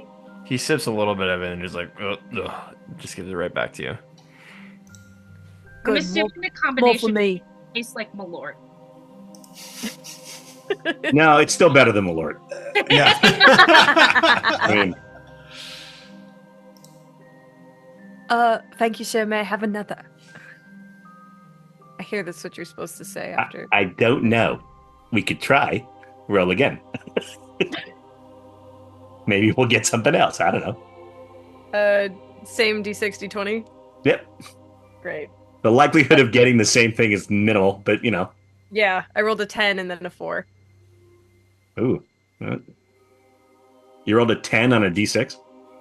No, sorry, 4 and then 10. Oh, okay. My dice are weird tonight, okay? First I rolled a 0 and then... Oh, man. You look over and Bosch is covered with grease. Yeah. Feels so funky. You should do Grease that lightning. thing that you did to Puka to. Yeah, blah, blah, blah. It's probably not going to work on this too well. Yeah, I can't help with that. Hey, but look, I can slide a little bit. And he like slides a little bit, slides this way. And we can That's silly. drag you behind the cart for a little, eh? I mean, you could. I guess if you really wanted to. Go slime skating. Yeah. Yeah. Or we could play that game where we try and catch you. But Oh, we yeah, have like to slippery halfling. Yeah. You spend the next amount of time Playing catch the catching your halfling. breath, bandaging your wounds, playing catch the halfling. And you manage to get in a short rest. And if you take an hour, you can take a medium rest. And if anybody needs a spell slot back or anything. Yeah, let's do that. Because I can get a spell slot. Yeah. I'd like to do that. Yeah, for the spells you don't know you're using. Yeah, totally. Let's see.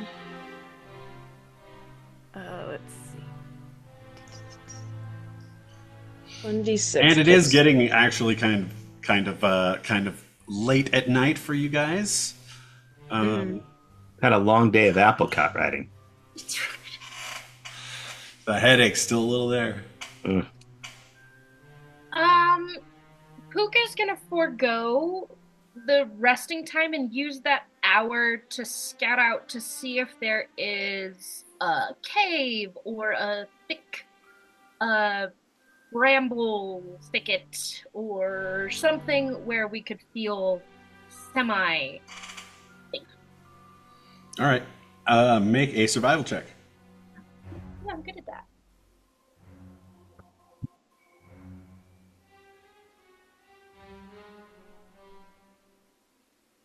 Right, Oh, I'm back that's a up. 1, but I have inspiration, so I'm gonna use that to reroll. Inspiration gone. Hey, much better. 17 plus 6 is 23. 23. You you look around and you find like an outcropping where it looks like some sort of animal or creature or something had made its home a long time ago, but it doesn't look like anyone's currently using it. Might be a bit of a tight fit, but you all could camp in there. Hey, Yeah, some sort of shelter. probably a little cozy, but I think maybe it's been a long day, guys. I'm fine. I'm totally fine, but I thought Iskra might need some rest. Maybe the rest of you would appreciate some too. Well, I mean, I like that better than like wandering around in the woods at night. Yeah.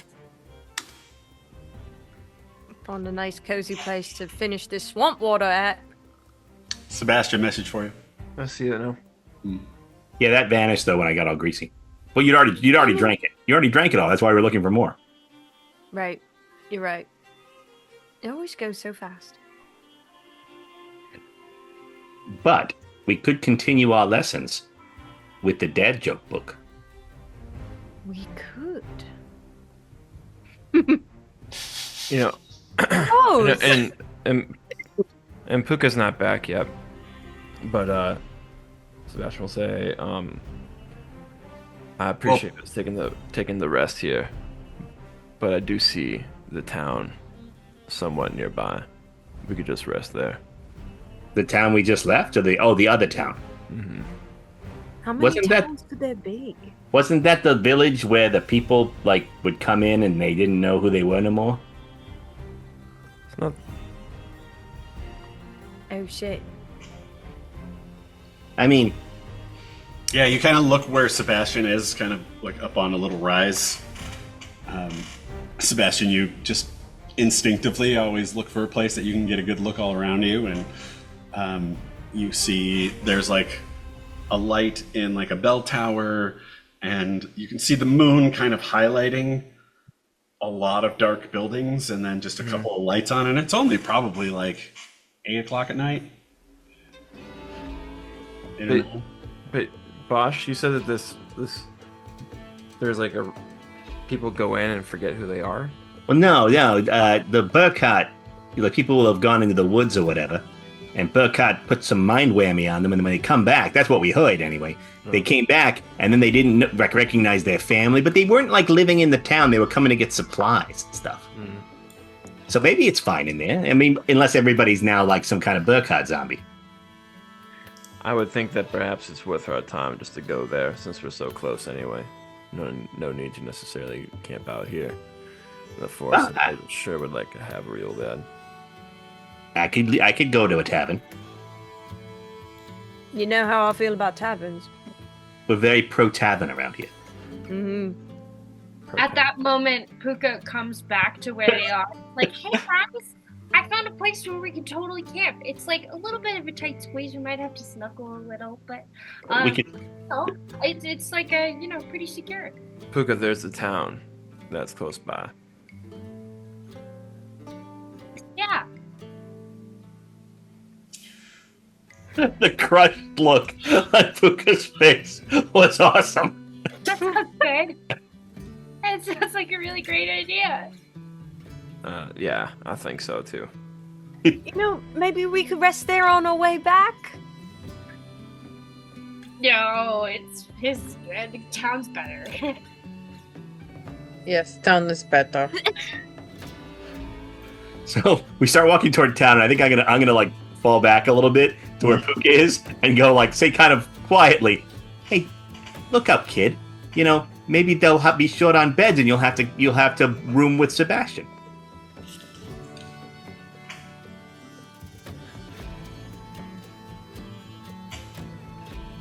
Maybe he'll need more healing. He's already full up. You want me to hurt him, and then you could heal him? No. It's just offering. Oh my god. Like, no. No. Start throwing caltrops in front of Sebastian. No, I wouldn't do that. Or would I? No, let's go to town. That's great. That's what everyone wanted. I'll go back up to. I'll go back over to where Alazira is, and I'm like, man, first love, so hard. Don't I know it? Okay, who was your first love? Come on. I'm not. No. It's unlikely that I know the person. Puka has trotted up to them and gives his best teary-eyed, sad face to Alozira and is like, please, I can use a little bit of a distraction right now. Oh my Also, god. Sebastian. And I'm gonna move next to Puka and do the same face. And Iskra, seeing how distraught Puka is going to walk next to Sebastian ahead and kind of like tuck her arm into his arm and keep do not react. Just let it go. I don't understand. I'm but helping okay. you walk. No, I'm just gonna keep walking. So they're walking arm in arm just ahead of the group. And I'm like looking at Alazira. Oh no, just give me a second. All right. Well, my first girlfriend, Larissa Mulhill, lovely halfling lady. We were teenagers. I mean, we were like 14, whatever. And back in Wankendorf. And pretty girl. I forgot that name. It's so good. And she later became a bard. Very musical lady. She was very. I hear musicians are very intuitive. Sure. Yeah. She was very. Had a mindset on certain things that I really didn't. I think our feeling levels weren't exactly the same, if you know what I'm saying. You mean her feelings were taller? I was gonna say bigger, but sure. Yeah, if you want to be sizist about the whole thing. I sure do. I saw what you did there. But Yeah, I had my eye set on someone else and my heart set on someone else. So but we parted as friends, I think. Well, she did leave town. She was annoyed. Let's put it that way. But yeah, and then Ada was she had my heart from the beginning. So. Aw, you think you'll ever see her again? Do you think she's the one that got away? Oh, Larissa, you mean? Or Arda? Yeah. Either? What? Well, yeah, Larissa, I don't know. She went off to become a bard. I mean, you never know. Bards wander around a lot. Arda, no, probably not. But do you think she wrote a song about you? Like a wistful, heartbroken ballad? Sure. Yeah. I look at Puka's sort of wistful face, and I'm like, yeah, no, I'm sure that's something that could have happened. Yeah, and plays with a little tear. Little tear will trickle down her face, and she plays the song. Yeah, exactly. Yeah, just like that one. Yeah. Okay, and then I nudge Elazir. Okay, your turn. Fine, alright. There was this orc girl named Roz that I sat behind in weapons class.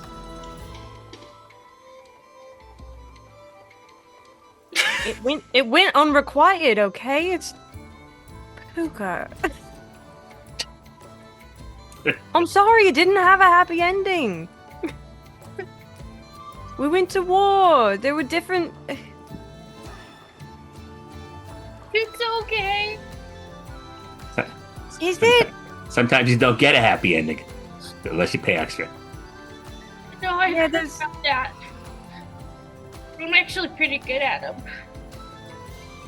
Happy endings? Yeah.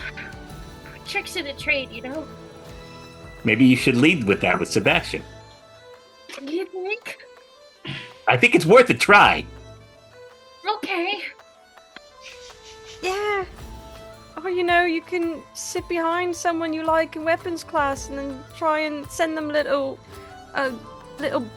bird plane notes and. No, I think the happy ending is really the way to go on this. I know how to talk to birds. I could ask them to be planes. Yes, I think you hit on something here, kid. Cover him with voids, and then go swoop in, so to speak, for the happy ending. Okay. And Puka's taking notes. Oh God. Right. Francis Puka has no idea what a happy ending is. Oh, Puka knows, but you guys don't know that. Okay. Oh, I think Bosch does. I think Bosch has figured it out, and he's like, "This is really gonna work. This is really gonna work. I have a really good feeling about this plan." Oh, I don't think. out of character, I just need you guys to know that I erased the last name that John put on my thing because you guys don't know my last name yet. You guys don't know what the fuck I do or how I learned it. And I'm so excited for you all to find out. I mean, honestly, I'm intrigued by this whole happy ending knowledge that's suddenly come up. You know? You may or may not believe that I know what I'm talking about. That's on you. That's No, not I think Bosch really believes it. And he's all down for this plan. I mean, Sebastian's really not going to know what hit him. Nope. First birds, then Puka. But remember, warm hands. Oh, no. That's like rule number 1. Exactly. No, I feel better about this. This is like stuff that it's more in my wheelhouse, you know? Well, and it's nice once you have a plan. It gives you something to focus on. Yeah, and you got like concrete things to build on, you know? Right. Like, Oh, yeah. if one thing's a good idea, then you can build on that one good idea and come up with other good ideas based on that one. And I'm thinking tonight, once we're in the inn and, it's a nice cozy inn after a nice dinner, opportunities could present themselves.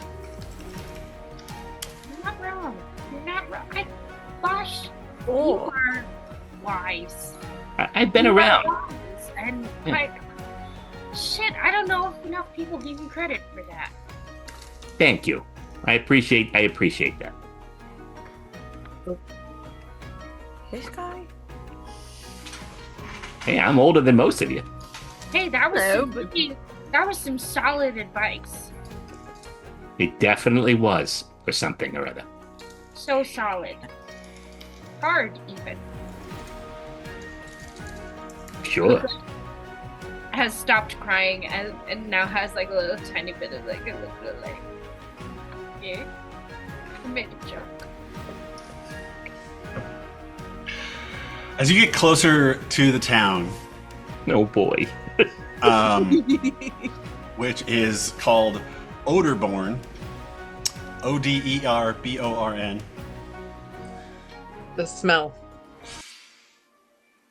This feels like a place that. There were a lot of good names, but that one just felt appropriate for this group. Yeah. Yeah, Yeah. I was gonna say it sounds like home. Mm-hmm. It's a weird name, this town. Who would name that town that? Says the guy from Wankendorf. Yeah. A fragrance called Oderborn. Oh, it means something else in Empyrean. Package it, sell it. That's right. But as you get closer, you can see that dust and debris are litter the Justin roads. Debris. That's a great name. Justin. It's it's the name of the first shop in town. I'm sorry. It's also his initials would be sort of almost D&D. Mhm. Dust and debris. Thank you. I There was we in the go. middle of typing that. Poor John can't get 3 He's words Dutch. in without it being like pun. Yeah, I'm sorry, John. Go. Keep Hey, going. when you're on a roll, you gotta go. It's fine. But yeah, as you get closer to town, you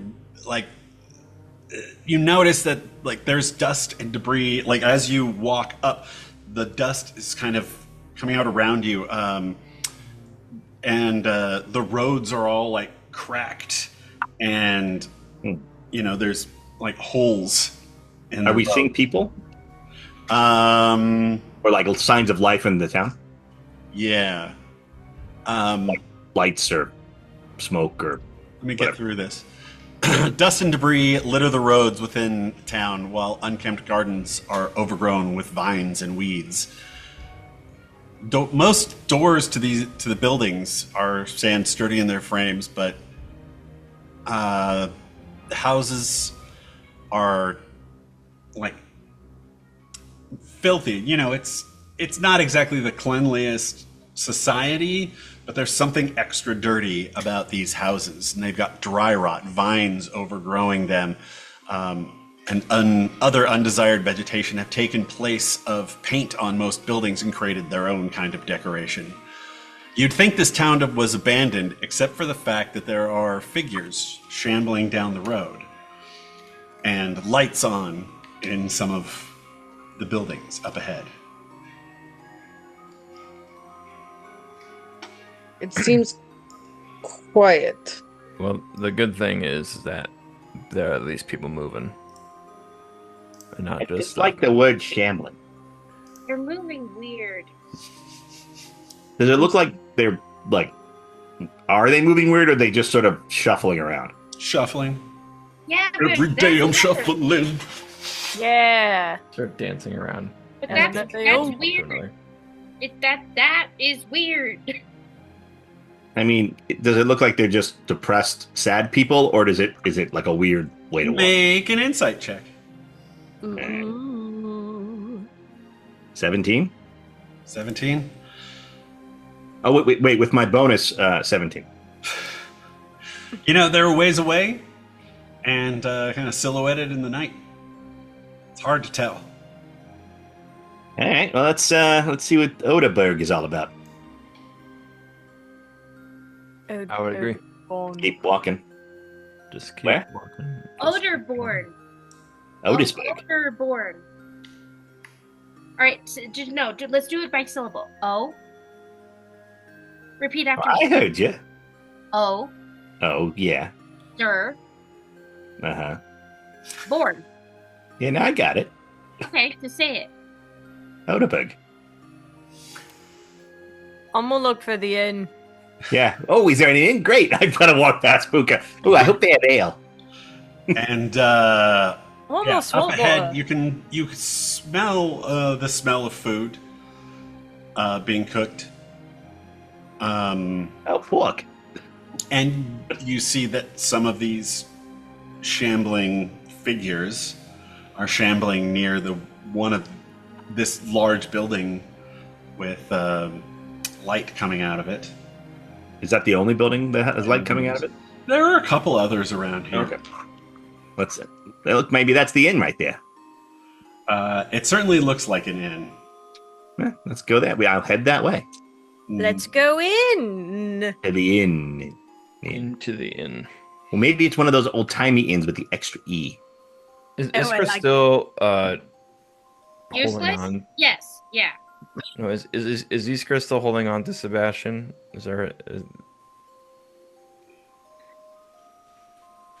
She's riding him like a fine mare. I think as we got into town, she kind of broke off. She was Right. only doing it to like. Oh, we know why. we Like- understand. You can't fool us. Yeah. If I remember correctly, Bosch and Alazira think that Iskra and Sebastian are sleeping with each other. And or that Iska, Sebastian, and Puka were in a threesome at some point. Yes. Yeah, That's yeah. all In my point, too. notes. But we both throuple. acknowledge that no one is really ever gonna come between Sebastian's heart and his book. Yeah. It's true. No doubt, no doubt, no doubt. When you're literate, you're literate. And you walk up the stairs into this. It's one of the largest structures in this town, but it's still kind of small for what you would consider an inn. And you walk inside, and there's maybe 5-6 tables.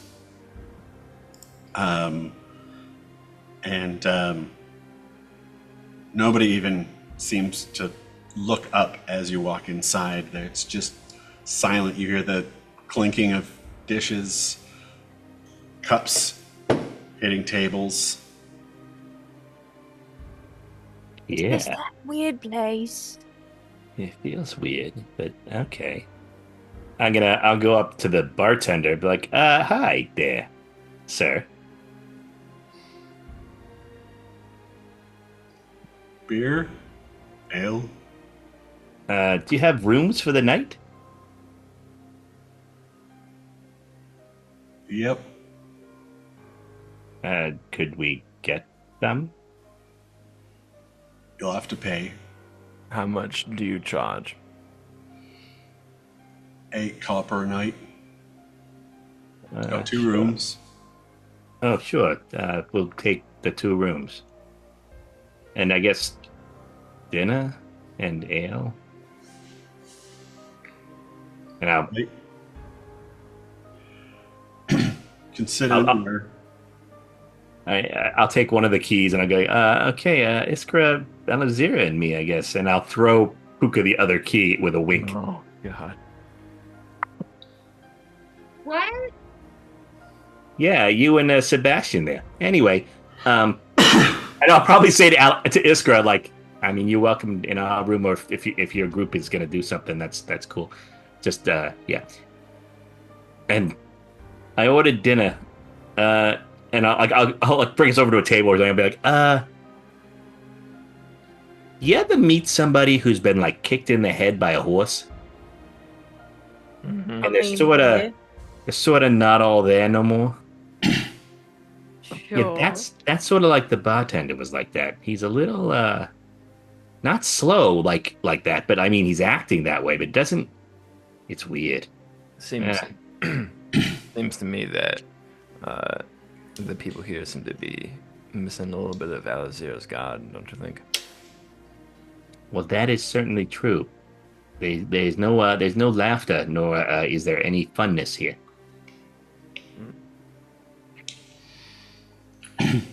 All right then. Soon afterwards, this guy who's tall and gaunt, you can see he's very accentuated cheekbones, hollow cheeks, a little bit hollow eyes. and a head of long hair that's just sort of falling out at the top. Like, not actively falling out at the top. But he's got a little bit of a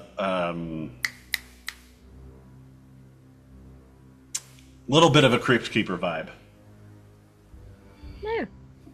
As he comes out and he goes, 1, 2, 5 ales.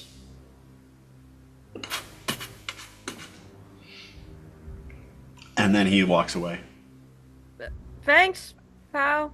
See what I mean? Yeah. So, do you think like Shady Shadow or Salty Succubus maybe, or Happy Hoppy? Salty succubus, that's so Yeah. saucy. Yeah, it might be too much for here. Besides, I don't have any feather boas, so. Yeah, that would never work. Flaky Flump maybe. I mean, maybe. No. How pillowy are you feeling? I mean, I could be pillowy. I think maybe we should just enjoy our meal and refrain from any extraneous talking until after we're alone. Are you talking to me or Sebastian? Or me? Or it's the squirrel, isn't it? I think he was talking to everybody. I'm gonna smell the ale.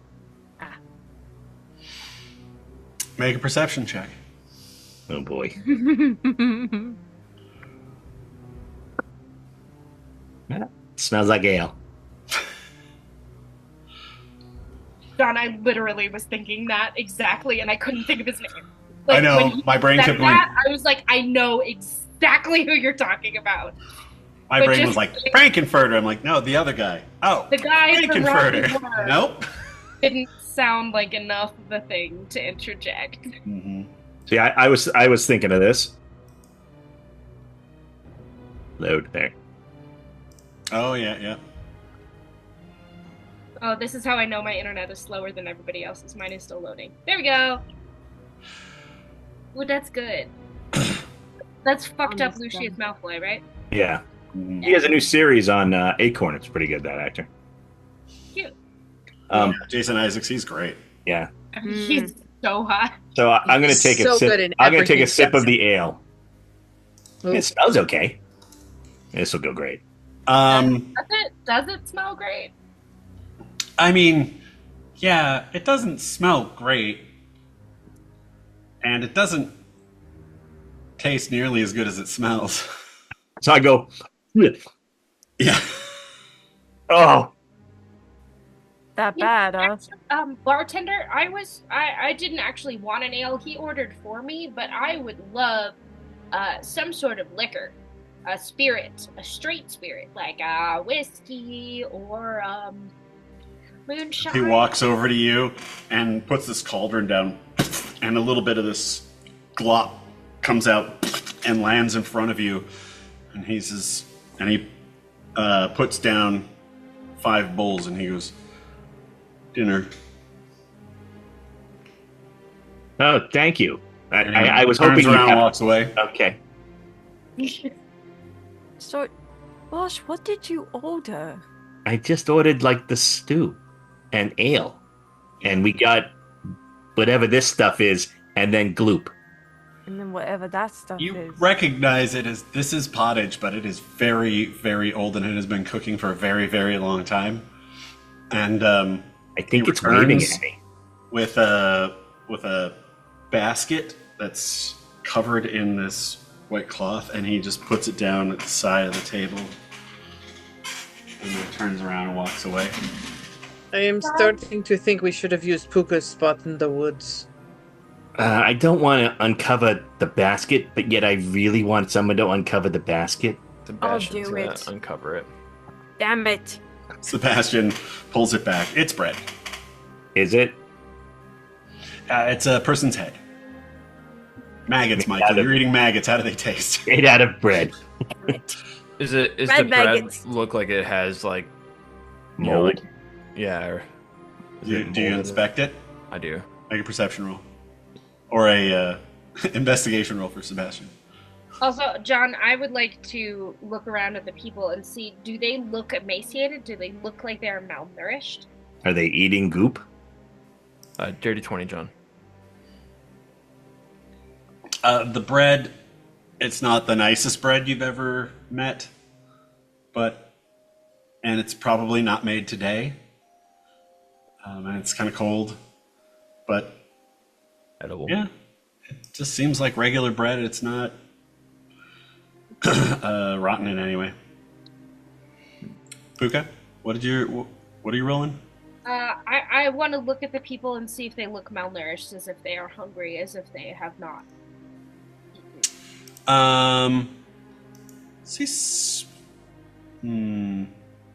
Perception? Investigation. I don't think this was going to require a roll. Oh, that's cool. As you look at them, you do see that, like, most of them are, Gaunt. yeah, a little gaunt. And they don't seem to be noticing you. You all are fairly weird and used to, when you come inside, at least people checking you out. I mean, anywhere I go, baby. I'm sorry, I have to. It's John. I'm gonna use sleight of hand and use my ring to cast Mage Hand.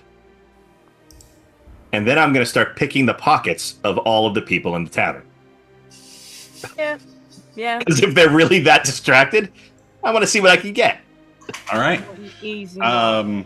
Make a sleight of hand check with your Mage Hand.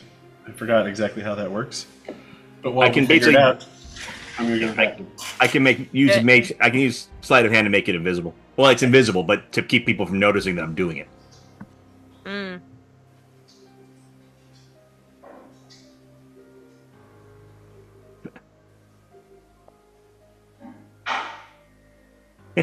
Okay. This should be fun. It's always fun. When you cast Mage Hand, you can make the spectral hand invisible, stow or retrieve objects, or use thieves' tools to pick locks and disarm traps at range. You can disguise this with a sleight of hand check, and you can use the bonus to control the hand. I guess I can't. I get stow or retrieve objects. I guess I can't pick. Because you can disguise it with a sleight of hand check. Well, I can disguise this, but it doesn't say I can pick pockets. It doesn't So- say you can't. Well, it says I can stow and retrieve objects. I guess what I'm doing is I'm just wholeheartedly just taking the pouch from them. Yeah. Not picking their pockets exactly. I'm just like lifting the entire pouch and floating it untying away. the couch and taking it. Yeah. These people are drones anyway. This is going to be less subtle than I had hoped. I mean, I'm still going to do it, but Do you guys have those moments where you're like, we're in a situation in our new campaign, but you just like think about what your old character would do? oh yeah. Yeah. Yeah. Sure would have considered some pretty big choices. Allard might have tried to fix this situation with the power of music. Let's see if I can shake him out of this.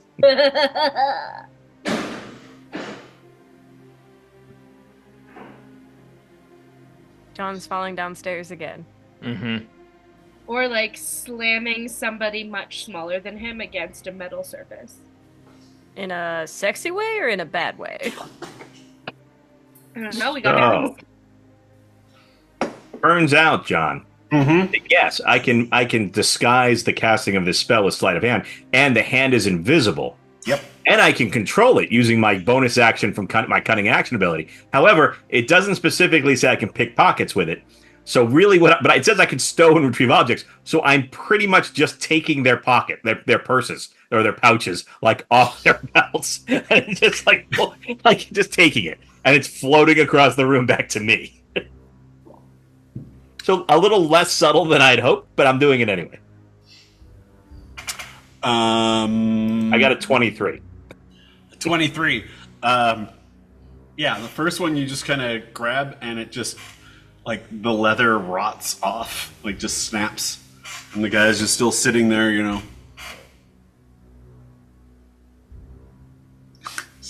Nothing. Lively crowd. Like I have my hand behind me and I just like drop it into my hand and I just sort of put it down next to me and then I go for someone else. Like this is while other things can be happening. I'm going to do it to everyone in the tavern until I get caught. I was just gonna ask if you, once you realized nobody was noticing, if you felt bad or if you were just gonna do it to No, everyone. I'm just going to keep going. Oh 'Cause yeah. now he's wondering, I wonder what it's going to take for them to notice. This is At a our certain point, I might payment. try to steal their pants or something. It would seem to me that the life has been taken out of this place. Yeah, I mean, they don't really seem like they're paying attention in no way. And yeah, and just dropping the things in your hands, like clearly. Well, no, I'm have my hand down behind my back, so it's like it's floating to me. Like unless people are looking around for it, they might not notice it. I like to think that Bosch is like he's being coy about it at first, trying to hide it, but then eventually he's just kind of like it's not hiding it at all. You're just kind of I'm just like throwing them onto the table. yeah. About the third one that you do, the guy's like, what the hell? Pulls his purse around and kind of puts it underneath his hand. Huh. Interesting. John, I want to walk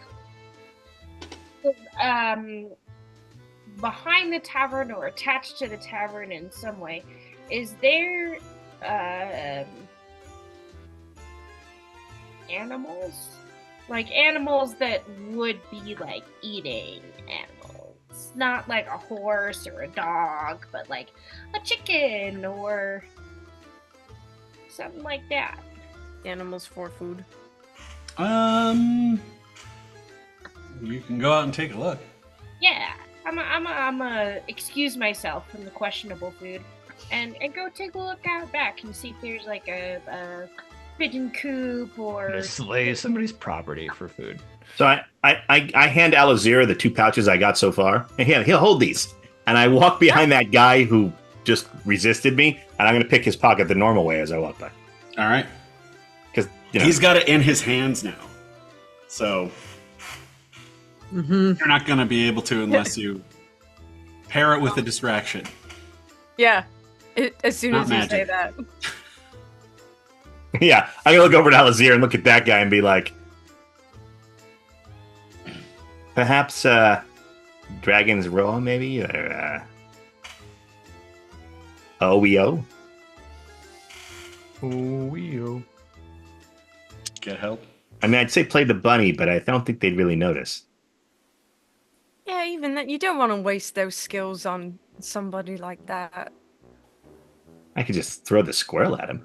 The squirrel, like Captain Scamper's like, what? You have to ask the squirrel first. You up for this, buddy? Oh yeah, okay. So watch. I go to Alazira and go, what's this? And I walk over to the guy and basically shove the squirrel into his clothes.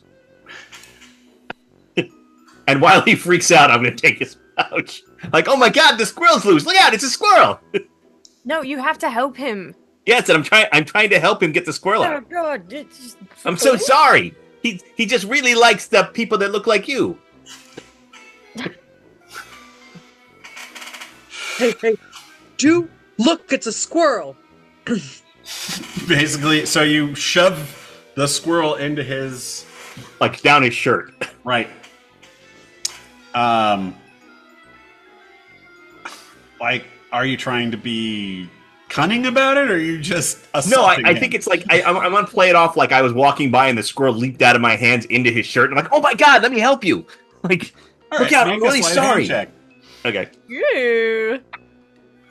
24. check. 24. You I'm a plus 9. and the squirrel jumps down his shirt. He leaps up, and you just see this bag go flying. Make a dexterity saving throw. Oh, that's pretty good. Dexterity saving throw. And, 22. You just leave your hand out, grab it, boink, Hold still. I'll get him. and then eventually the squirrel jumps out the bottom of his shirt. Oh man, I am so sorry. Let me buy you some more ale. I'm really sorry about that. think I've had about enough of the inn tonight. Good night. I'll miss you a lot. And he says that to the barkeep as he leaves. And I walk back over the table and throw the pouch onto the other two with the other two pouches. All the pouches onto the table? Oh yeah. Or not his table. Your No, own. our table. Puka's gone. John, do you want an investigation or a perception check to look for edible animals? Oh, yeah, make investigation. That will be 17. 17. You go around the back, and there are, it's late at night, so they're all inside, but you can see a chicken coop, and a little place for, pigs. You can see that there are pigs in there, and they're sleeping. They're big and loud. I'm gonna, if I'm able to, get myself inside the chicken coop. Get yourself inside the chicken coop? Yep. Sure. Make acrobatics, athletics. Gone back to Goofy Campaign 2 music. I rolled Oh, yeah. 16 plus 2, 18 acrobatics, so I'm guessing that gets me in. Yep, Puka doesn't go through the chicken coop door. Puka sees that there is like air vents at the top underneath the roof. Uh-huh. Sort of shimmies up the corner of it and like slips himself inside like a little eel. Yeah, the How top. big are the air vents in the chicken coop? No, it's not like slatted air vents. It's just like a gap at the top because foxes can't get in up there. When you said you didn't go through the door, the image that popped into my head was Puka smashing through the wall, Kool-Aid Man style. Oh yeah, Oh, Yeah! the chickens. Yeah, actually, the top opens up so they can like grab eggs out of it in this thing. So you go up to it and get your way inside. The chickens.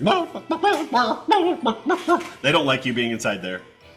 I'm gonna cast Speak with Animals. Uh huh. They're all just going. No.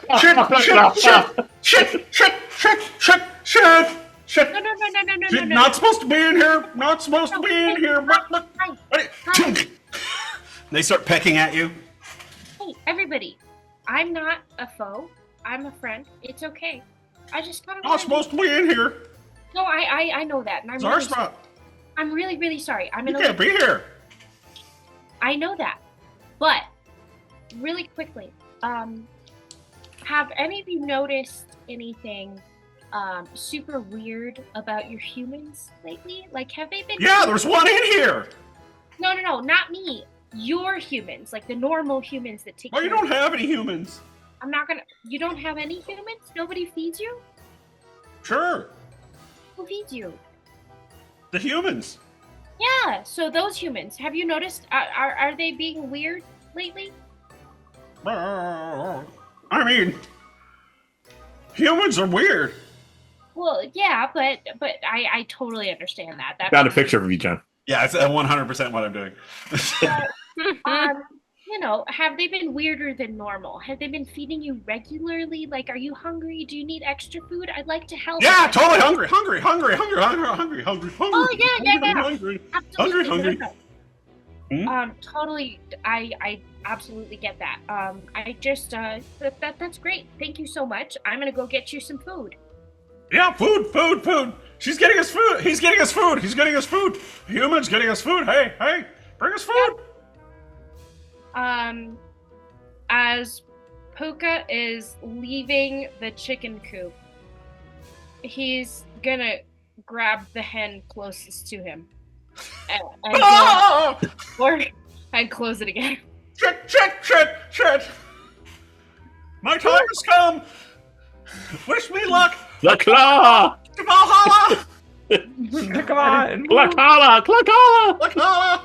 When I get outside the door and I've closed it again, I'm absolutely gonna snap that chicken's neck and slice it open and see if there are maggots inside. All right. Hey, maggots, have you noticed anything weird about the humans? Guts, guts, guts, guts, guts, guts. You snap the chicken's neck. Is that what you snap the chicken's neck and then? After I'm outside the coop and I've closed the door open. Yeah, you. I'm gonna go get climb food. outside of the coop, grabbing this chicken, lower the roof, take a couple steps away, and it's like, are you taking me to heaven? Yes, and then. Oh, this is gonna be great. God. And it's dead. How do you want to inspect its insides? Oh, I'm just gonna slit it down the middle in the belly, and particularly the intestines. I just want to see if there's maggots inside it or not. You cut into it. It's mostly meat. You do find the remnants of a few maggots, but then it occurs to you, chickens eat maggots. Okay. Did the pigs notice me? Do the pigs notice me? They have noticed that there is a disturbance. What's going on, chicken murderer? And in fact, somebody walks out the back door. Inside, you guys hear chickens going a little bit nuts, and you see the bartender.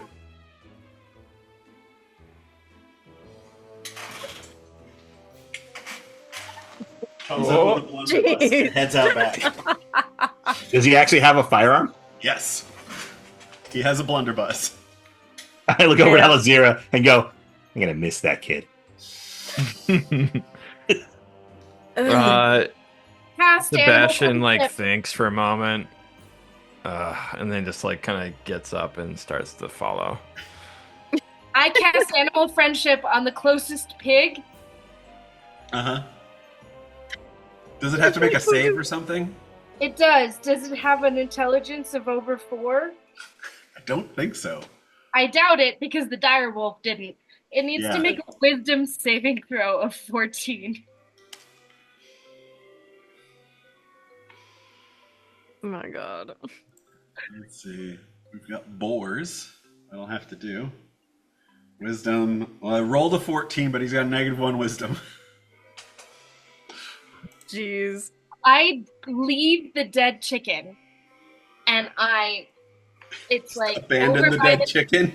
I jump into the nearest pig stall with the pig that I just cast animal friendship on, and I just say, "Oh, I was so cold, and I really just want," because I still have animal. Speaking of animal, so you jump into a pile of pig shit, liquid pig shit and mud. Yep. I was so cold, and you're so sweet. Would you mind if I snuggled with you here for just a little bit? You can keep me warm. Oh, thank you. And Puka fully. Hey, who's out there? The pigs. Say nothing. I'm behind a wall. Click. You hear what sounds like one of Sebastian's guns clicking back into firing position. I'm assuming that the pig pen is there's a wall or something that is hiding me visually. Otherwise, there's a little house, but it's open and you can see into it. I'm behind the pig. It's big and I'm not. Make a stealth roll with disadvantage.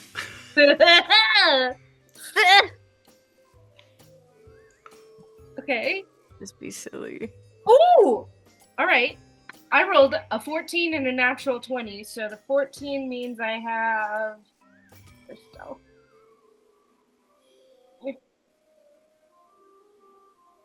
16. 16. Comes out and he, This pig is pokes not his head. bothered by my presence. This pig is happy I'm here. The other pigs, on the other hand. But they More heard than me one say pig. that. Huh? They heard me say that to the other pig, and they heard the other pig be totally fine with me being there. Just putting that out there. Because I speak with animals going. Yep. They're not entirely happy with somebody else encroaching on their position, so they're disgruntled but not attacking, moving around, and it's odd for them at this time of night to be moving like that. And so you see this tall, gaunt man slowly walking over with this blunderbuss. I'm just picturing when Kuka comes back in the inn. So Sebastian's followed this guy as well. Does Sebastian see Puka now too?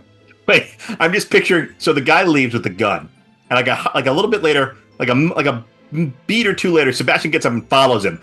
And I think the three of us at the table like watch them leave, and then look at each other, and then all get up at the same time and like run after them, just so we can see what's going to happen. Sebastian, we're not there to help. Make a perception roll.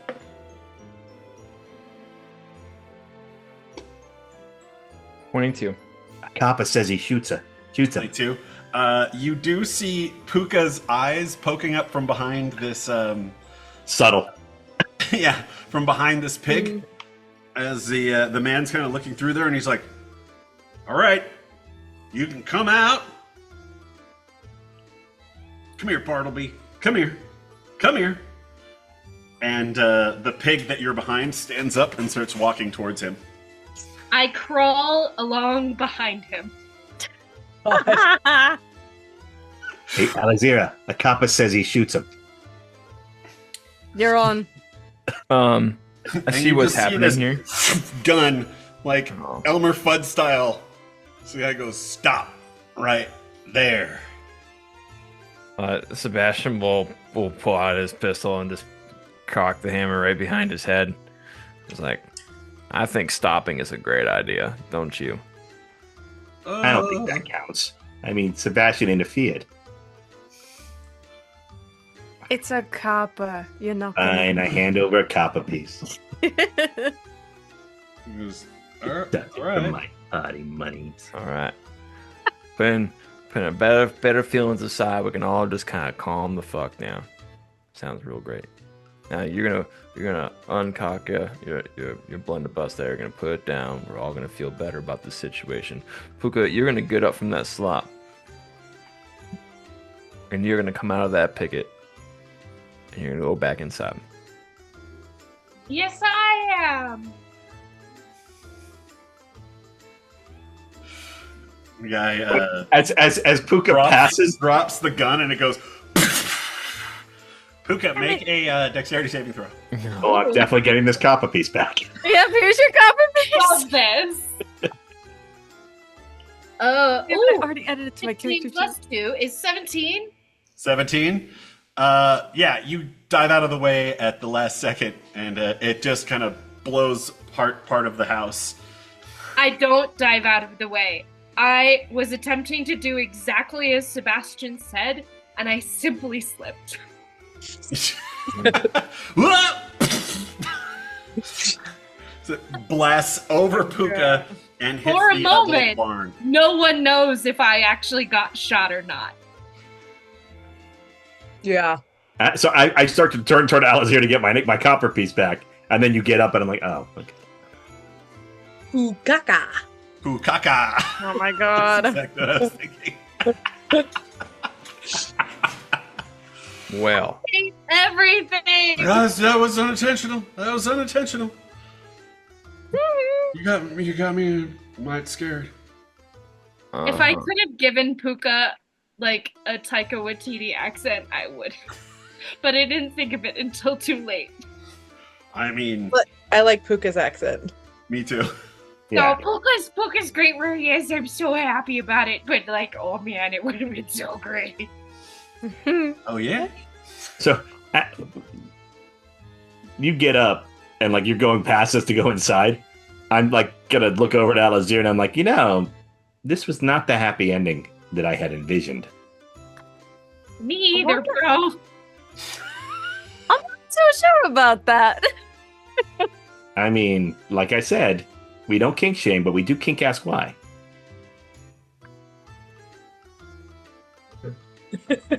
Did I just Why, make you Puka? start your drink? Sorry. Wow. Sebastian, Wow. you have this Yes. guy at gunpoint. hmm He does look concerned. Sebastian just lets out a big sigh. Then we'll put his pistol away. Pick up his Is that pick a up dead his chicken? blunderbuss. No. I don't know about that. Shit. Gets up and leaves. Those are my I think prize I think- winning laying hens.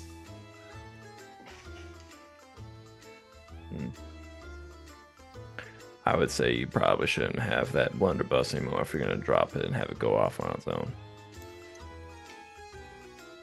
But what do I know? Puka, grab your chicken. Assuming that's your chicken. I've never seen that chicken before in my life. And walks inside. That's what that is. Apparently, she's never seen that chicken before in his life. So it's I guess your chicken just got out and got killed by a pig. So what it seems Hey, like. buddy, while we have your attention, Uh-huh. why is everybody so weird in town with the whole, like, doom and gloom and depressingness? And the slowness. So slow. Lost so much. Like chickens? Too soon? People, our families. Oh, yeah, we heard about that from the what's his face? I'm like, lives in the woods with the wolves. Elias? Wolf Tamer. Burkhard Kirschman! You hear from the inside of the. Yeah, that guy. Oh. I was drinking last time. That's true. Yeah. Oh, we were worried that, like, you guys were under some sort of spell or something. No, there are just so many people that have disappeared, left town, came back. They don't even recognize us. But they come back. Not always. Not all of them. But that Are doesn't. any of the ones that do not recognize you here still? Every now and then, someone we recognize comes into town with a group of others for supplies. And then And then they don't know their names even. but they come to town for supplies and then they leave again. Mm-hmm. But they pay for the supplies? Or they just take stuff? They do. Very old gold. Huh. But it's still Direct- What direction are they going back to? headed to the east. Has anyone tried to follow them, or Aye, many have. do they get lost as well? I mean, maybe if you're a half glass full kind of person, lost would be kind. Nobody has survived following them back. No, we even hired some holy men, some holy warriors. Huh. We're on the road to go in there, and they never returned either. That is not good news. So trying everybody in town to. is just a little depressed. Not necessarily The town's dying. depressed. Many of us are leaving. Don't want to stick around until it's our turn. Yeah, I didn't see any. We didn't see any kids or families or nothing. So yeah. Oh, you won't find any children here. How long has this been happening for? Hundreds of years. 100. How'd you stay a town then? Prize-winning egg It's laying. ramped up lately. Normally, Hundreds. someone would wander into the woods, not come Are back. the Years later, maybe come into town to get supplies. do the people who come back seem to age? Yeah, they do. Oh, so the people that go missing, it was every once in a while, like years and years would pass between them. But now it's like more. You're saying? Hey, that's the way of things. All right. Inside the bar, Puka orders an entire pitcher of water from the not all there bartender. We're talking to the not all there bartender. So, yeah, he's outside with us. Oh, then Puka just goes behind the bar and grabs a pitcher of water, Mm-hmm. dumps it over himself. It's just shit and mud everywhere. You see people kind of like look around and look at you. No, I did it behind the bar though, so it didn't bother anybody else. It'll only bother the bartender when he comes back, but I won't be there then. Nope, they That all has- leave. Uh, Violates so many health codes. You probably walked in looking like a shambling mound. Like it's just this mass of mud and muck. Like, "Urgh, okay, time to go. just because you had a piece of wood between you and the other people does not make it any less disturbing. They all, pretty much everybody in there just gets up. Some of them go to pay their bill and are like, hey, wait a minute. Oh, I'll take that. I got it. All right. Yeah, no, you had how many ales? Clancy will know. Yep. I'm just, he's... And they all kind of give you the stink eye as they leave. Which is the only kind of eye you have now. Haha. Once everyone has left, I will take the coin that's on the counter, and I will go up to the room that I still have a key to.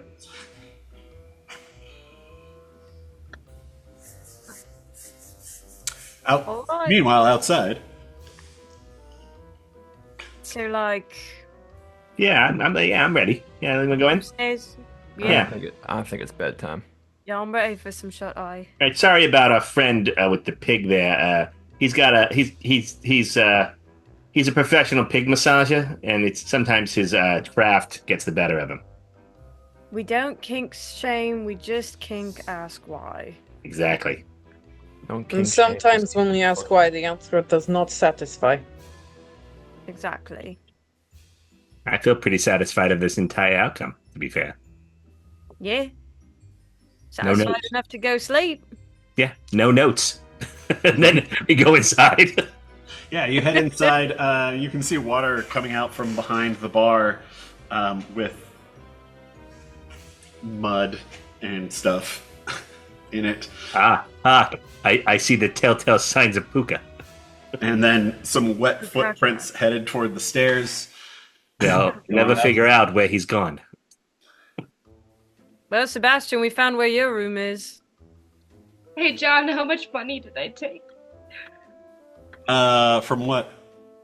from everybody paying the bar? So yeah, Puka took all the people who did put money on the bar. Puka took Oh, no, it. they threw it on the tables they were at, not on the bar. No, that's cool. I took it. Okay. Let's see. There were probably like 4 people in there. So like 16 copper. Cool. Done. I love not having a moral compass. It's so much more fun. I mean, I have one, but it's special. Right. Sebastian is kind of like oh, Where did you say I was staying tonight? Yeah, just follow the wet footprints. Follow the And then we go footprints. upstairs. Oh god. Yeah, just follow these. Sebastian will walk up the stairs, following the footprints to the door. Is the door open? The door is not locked. Sebastian just walks in. Like he thinks to knock, and then just walks in. Oh, sir. Yeah, it doesn't smell great in here. Puka, Yeah. you don't smell great. No. Have you thought about soap? I did water. Could we try to clean up a little bit before we all turn in tonight? Do you have soap? I don't think I have soap. That would be I will give coins if he has soap. Sebastian, are you a clean type of person? Not like in a way where it's like, if it's gonna smell, that's gonna suck. I came here for like rest, not for. If it's like smells better to sleep outside. No, but in general, is Sebastian the kind of person who would have a little bit of soap on him so that if he needed to, he could wash himself? I don't think so. No. There is a basin down the hall. Message for you, Tiffany. You said Sebastian will go down over to the basin, get some water. I'm really sorry about all that. I was just trying to be helpful. I can talk to animals, so I was trying to see if they knew anything, and then when they didn't know anything, I just that was cold. I was just trying to find out if maybe they had maggots inside them, like Mm-hmm. the wolves had maggots inside them, and I'm really sorry. I didn't say what you did was wrong. I just asked for you to explain it.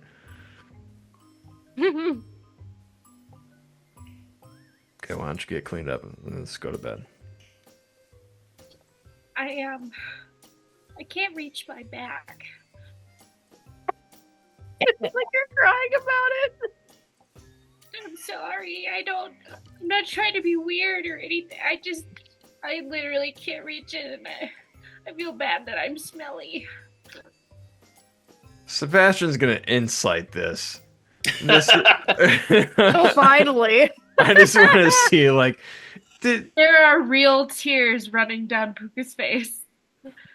And I get that because I made real tears come down my face. the 16, John. Does Puka seem to be telling the truth here? What do you say, Puka? Do I have to give him a real answer, or do I get to roll against it? You get to roll against it. Cool. If you are being deceptive, or Us just persuasive, found out. you don't have to say which one it is. I am being deceptive, but I rolled a 19. I thought so. Son of a bitch. We cut for a second to the other room where Bosch is reading out of this book to the other two going, I really hope he washes my back for me. It'd be so amazing. I swear to God, that's what it's saying. Oh my god.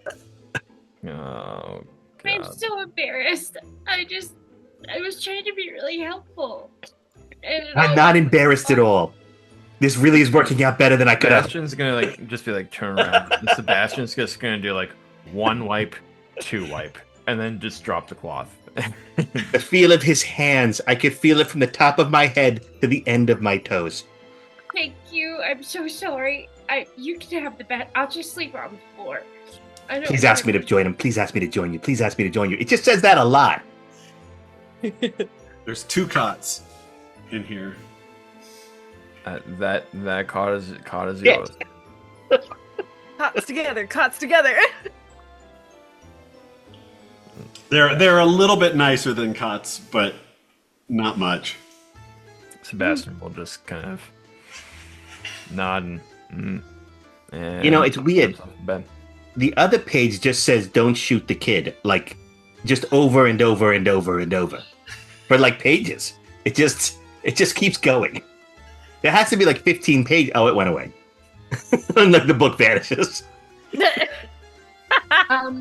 Puka shamefacedly crawls into his bed in his underthings and wraps the blanket around him, and Sebastian just hears a few forlorn sniffs, and then one more. I'm really sorry. I'll do better next time. Stop apologizing, Puka. You were fine. So in the other room, we all get settled down for sleep, and it's dark.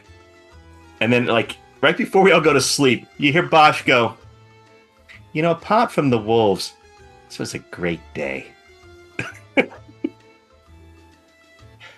Yeah. I really enjoyed it. It's not the best I've had, but it was good. Night, Alizira. Good night, Bosch. Night, Iskra. Good night, Bosch. Good night, Scruff. Good night, Alizira. Good night, Captain Scampi. I hope you Oh, dream good night, that, Squirrel Man. I hope you dream that Roz that gives back affection to you. Good night. Thank you. Iskra, Yes, are you going to say goodnight to Captain Scampa? Captain Scamper. Good night. Squeak. I do like your squirrel. He definitely enjoys you as well. Good night, everybody. Night. We all settle Blow out the down. candle, and you all start to fade off to sleep, and you hear Ah, well, shit. outside. But it's a ways away. Oh, good. Job, Wolf. Sebastian, Mm-hmm.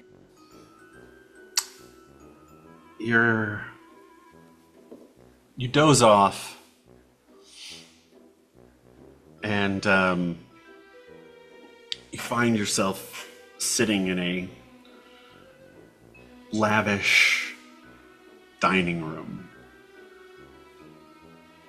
Red, wood furniture with red cushions and a feast out before you. And you hear this voice that is at the same time the first time you've heard it, and yet familiar as well.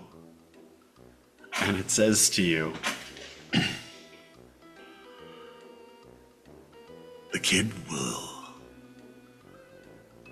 will get you killed. However, if you use his strength, if you use his lifeblood, pour it into me, I can give you strength beyond your wildest dreams, Sebastian. Today you almost died. And I can't have that. Mhm. Give me the boy's strength, and I will make sure that you no longer fall in battle. That you are strong enough to face those who would cast you out.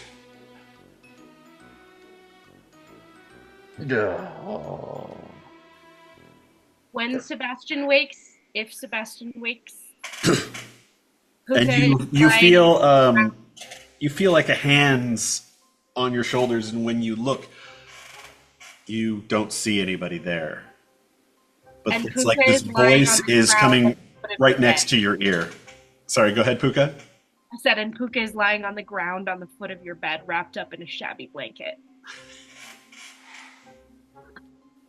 Oh. What do I call you?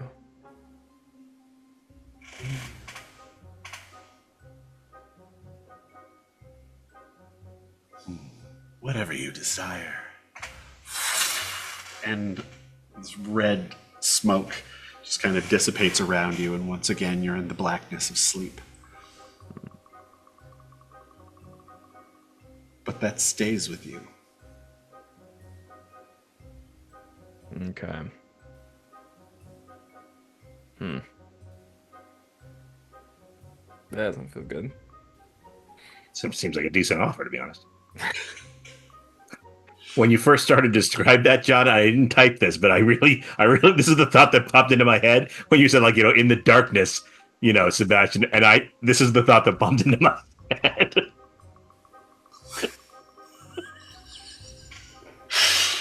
Sliding the cots.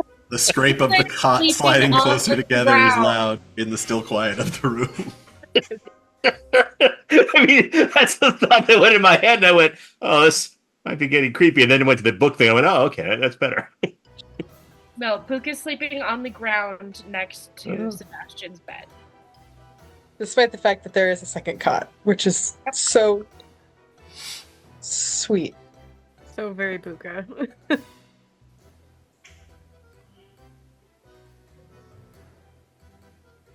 All right. Bosch, Alozira, and Iskra Aye. make perception rolls at disadvantage because you're sleeping.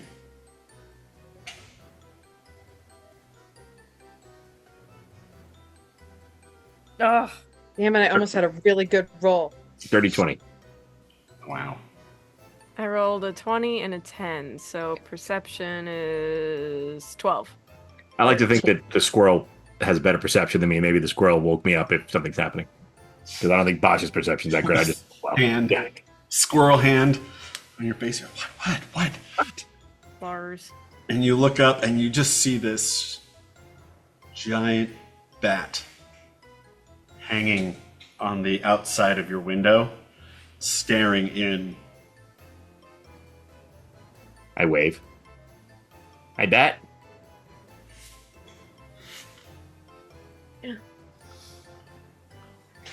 And then it drops Uh-huh. and goes away. But before it did that, it flapped its wings. Neat. I look at Captain McJumpy. I'm gonna miss him. Them. Hard to say. I didn't get quite a good look, but it's not creepy or nothing. I mean, giant bat hanging out the window and staring at us like some kind of like bat pervert. It's not creepy at all. I mean, I'm certainly going to be able to sleep really well now that it's been staring at me for hours.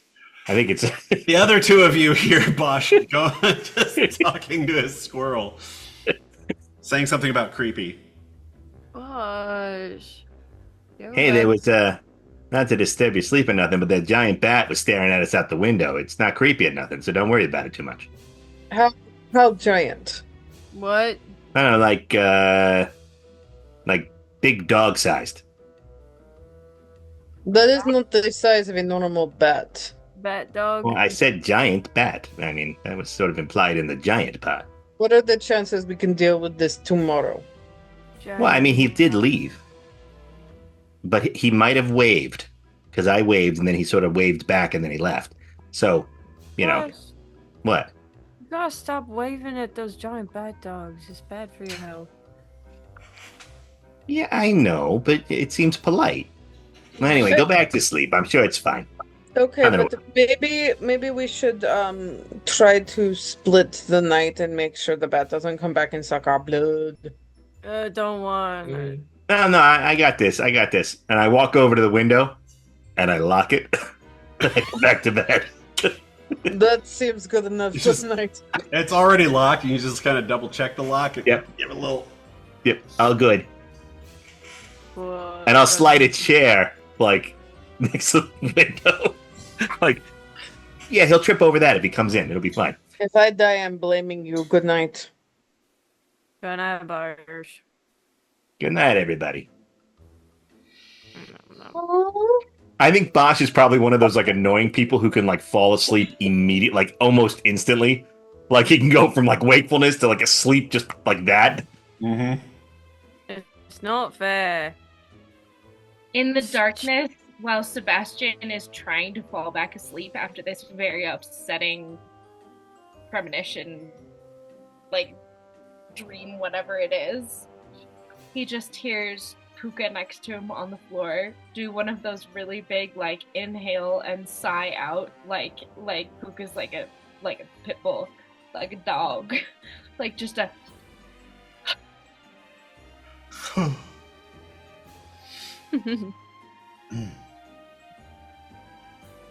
And the rest of the night, unless Sebastian has something to say. Oh, I was just debating about throwing the cot on top of him, but In the morning, Puka's bleeding out. The big Sebastian's like, well, I leveled up like twice. Let's go kill that guy.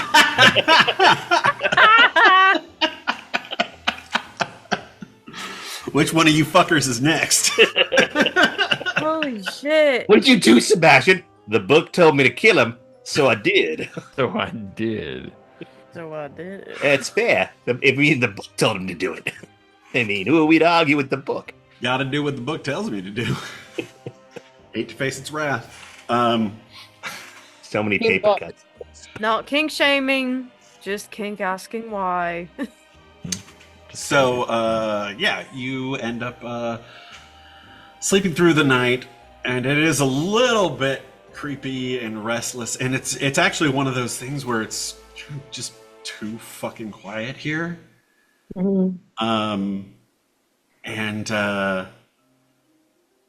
But eventually you wake up having had a rest in a safe place. Hey, Yay. that's a full rest, y'all. Wow. One of them full rests, baby. Well, maybe that's what we should call it, John. Short I think rest, that's- long rest, full rest. Yeah. We're 10 minutes until we usually stop, so kind of perfect. Yes. Kind of perfect. Just enough time to level up. Yay! Well, I mean, because Sebastian definitely killed Puka, so he's going to have like 3 or 4 levels to work at. So. Right. Puka's just hanging Hanging from his like the rafters in the room. by the rafters. Oh, but by his Throat feet, slit like, with the book underneath. yeah. By his feet, like throat underneath, like just bleeding him. But Like, Puka's last words were, well, if it helps you, okay. Oh, if that's those what you- would be Puka's last words. Anything for you, Seb. Bastion. okay. My favorite part of all this, and I know, Ben, it's probably, like, it may be fucking creepy for you, and so if it is, like, I apologize. But my favorite part of this is, like, that the rest of us are, like, really supportive in, like, a really stupid way. Mm-hmm. No, it's fine. I'm enjoying the ridiculousness of it all. I think it's funny. I'm really liking where like everyone's kind of settling into their characters, and Puka is so fucking funny. Yeah. God. Your characterizations are so good. It took me a minute, like it really did, to like figure out this new thing, because I think it's me and Tiff who haven't. Also, sorry, I've never called you Tiff before. I don't know if that's Tiff is fine. like or just like. Also, I hate it because Rob's ex-wife was named Tiff, and I don't know why I did that just now. When Tiffany and I are the only ones who haven't played before first campaign. Mm. Mhm. That it's creating your second character ever after having a campaign that spanned over 4 years. 4 It was years? over 4 years, yeah. We're coming up on 5. Yeah, we Yeah. are. Yeah, Yeah. we had 5 in 4 March. years of one character, and that was our first character ever. Mm-hmm. And so creating your second character ever, knowing that like we really want this to be a long and lasting and thing, it's a little hard to like switch gears. in that big of a way, but I feel like I'm really settling into the puka of it all, and I'm very excited. That's good. It hasn't seemed very hard to settle into Bosch, oddly. Weird. Yeah. It's hard to keep from saying shit. Because I think like I could comment with Bosch all the time, and I'm like, no, let's just be quiet now and not say nothing, and you know. Yeah, I'm enjoying the difference, but it was a little difficult to like click in at first. And What I really appreciate with this group is how we play the characters that we care about the other characters, about like their feeling, about what they're thinking about.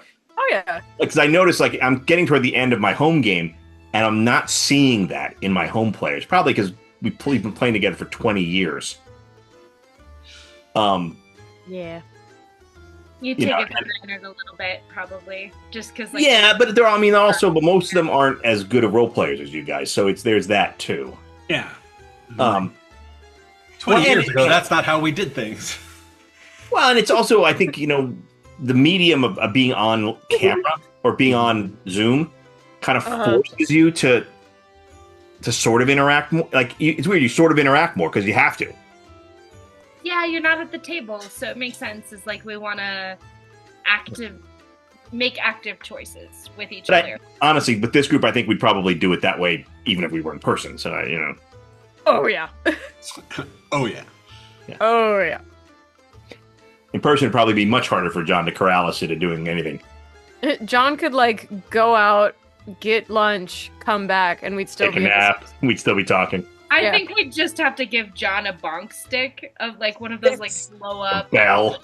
Yes. Pay attention. No, it's just like one of those like blow up little like poetry for Neanderthals. I'm always like, all right, I'm gonna move us on, and then you guys keep going, and I'm like, oh, you still got gas in the tank. Go ahead, like, because that's what we're here for, right? That gas would never end. The rest of the shit will come. Like, there's so many things that it's just like I just wanted to figure out. I was like, oh, it'll be interesting to see if the other animals in this town also have maggots in them. That was literally the whole bit. And it turned into a giant thing that then led to a whole thing and a Sebastian Puka thing, which was already a thing, but it just... I love that the chickens were still too stupid to actually be helpful. Because as you started talking about, all I could think of was like, chickens are dumb. How is this going to go? And I'm like, oh, good, it's not going anywhere. Because sometimes people play that. They're like, I'm going to like talk to this chicken. And the chicken's like, my dear friend, I see that you are quite in need of aid. And yeah, it's like, no, it's still a chicken. I have noticed many things about the folk around town. I've detected the presence of undead in the town, and I've called upon my great chicken god for aid, but you come first. I mean, it's like, no, it's a chicken. They sent you, so I appreciate you answering the call of the great chicken god. That's also fun, though. Oh yeah, one of my favorite things in Baldur's Gate is when you go to the homing pigeons. Have y'all done that quest? Oh, they're all like World War II British fighter pilots. Oh yes, well, come here to sign up, have you? You know. Jeez. I love the cats in town. The cats. Go talk to all of them. Cats are great. I haven't gotten very far because the first time I tried to play Baldur's Gate, I tried to play it with Rob, and Rob is a big old troll. So the first time we got to the camp, like to the druids, I ended up talking to the head druid lady, and Rob was in jail. And I got really mad at him, and I was like, I think I need to have my first playthrough of this without you. And you can come with me and troll it up, because he's a total troll. But then I started playing it alone, and I just missed you guys. I don't want to play everybody. I miss having my other people to play themselves. I wish I liked it more. I want to like it. It seems like the best game in the whole world that I would totally love. But I'm so spoiled on you guys. If we had like unlimited amount of time, it would be fucking funny as hell for all of us to make our original characters and play Baldur's Gate as a group. Oh yeah. But the game is 8 bazillion years long, and who has that kind of time? Well, I made my first character as Kismet, but I didn't like playing everybody. I like playing with you guys where you play yourself. I'm spoiled. Too funny. That's what I really loved it when I got to the Druid's Grove and met like the little criminal tiefling kids. Oh, the little kid, like, yeah, That's they're great. how Rob ended up in jail. Yeah. He fucked with the little criminal tieflings and he ended up in jail. Whenever I see the criminal tieflings, for a reason, I always think of you, LJ. I don't know why. Yep, 100%. That's exactly what I was gonna say. Is Mole the leader of them? Is like has some Kismet vibes. Totally reminds me of LJ, but I think it's a Kismet thing. Yeah, it's the moxie, really. Of the highest degree. So I always give her money. Good. To go start her own criminal syndicate. Here you go. Don't tell nobody. End up in jail. No, it is my goal to always save all the tieflings. And you can't save them all. Some of them die off screen, but yeah, it's true. Well, the first one dies on screen, and there's nothing you can do about it. It's true. I will still always love that first area in Baldur's Gate once you get to the Goblin Town, just for the sheer shock value of opening that barn door. Oh, yeah. It is like, I was sitting there going, I cannot believe they put this in the game. Oh, LJ hasn't seen that yet. Yeah, I don't want to spoil it. I don't want to spoil it for LJ. No, you'll know though. Now I have to play it. Yeah. When you get to the Goblin Town, it's on the right hand side. The Goblin Town. You've been there already? Goblin Town. I've been all around the Goblin Town. I've like climbed up and like gone around the rafters and listened to stuff I wasn't supposed to hear and stolen gold from the like gold loot room. There is. In the first, that so memorable. When you go in the town that they've taken over. Yeah. To cross the bridge. Yeah. Just after you get through the gates, Blighted Village. The Blighted Village. Yeah. On the right hand side, there's like, I think it's a little downward slope. There's a barn door. It's probably locked. I missed that. I only went in too far. Because once you go in, when you go to the right, that's where the kid was being tortured. Yeah, it's before that. It's it's kind of on the main drag a little bit, I think. It's on the right-hand side, though. Go back and find it. It is not locked. You can open it. Oh, yeah. Go and just open it and go in, because it is 100% worth seeing. Okay. One of my favorite things right now. Like after you get off the phone with us, go do it. just to see it. I can't, because I'm in Colorado and I don't. Oh, right. That's right. You're in Colorado. So, yeah, don't do it right now. One of my favorite things was when it first came out. And oh my! Sorry, you all started talking about goblins, and I just remembered the zine game that I bought recently. That looks awesome. Looks very silly. But when all of the Twitch streamers, like the big time streamers and stuff, they go in, they start going to they go through character creation, and then they're like, "What's this?" Remove clothes, and all of a sudden there's like a big hanging dong there, and they're like, fuck. And you watch them like end stream. Somebody posted a supercut of like all of these huge streamers who are just like because that's against Twitch terms of service, and they can get banned, so they had to like stop stream and restart it and then delete that video. But they were out there. That's rough, man. You guys can feel free to keep talking. I need to go feed my kid. So Evidently. Oh my god, I love you so much for showing us that, because that's so real. It's so it's like, ow, why do these hurt? Oh shit. It's time. Bye. Yeah. I feel like I might be getting sick, so I'm gonna go to bed early. Yeah. All right, Oh gang. yeah. Rest up, Great everybody. game. So I can get Good a night. The thing I love most about this group is that one afternoon of prep can last me like 6 weeks. Yeah, I believe it. There. I missed you all. I missed having everybody. This was wonderful. Yeah, this was great. Good. Oh, Enjoy- this was such a enjoy good the rest session. of your ski And vacation. Ben, if you need us for anything, we're here always. Yeah, man. Yeah. Appreciate that. Absolutely. I'm literally like such a short drive away. I appreciate Just go live at her house. it. Come on over. I got a cat. You There you go. you have a cat too. You can't bring her over. I'm sorry. Hot cat on Phone cat action. calls, phone Yes, I calls can. take nanoseconds, and I don't have a day job. I appreciate it. There you go. All right. Thanks, friends. Good night, everybody. Everybody. Good night, Love all. y'all. Bye.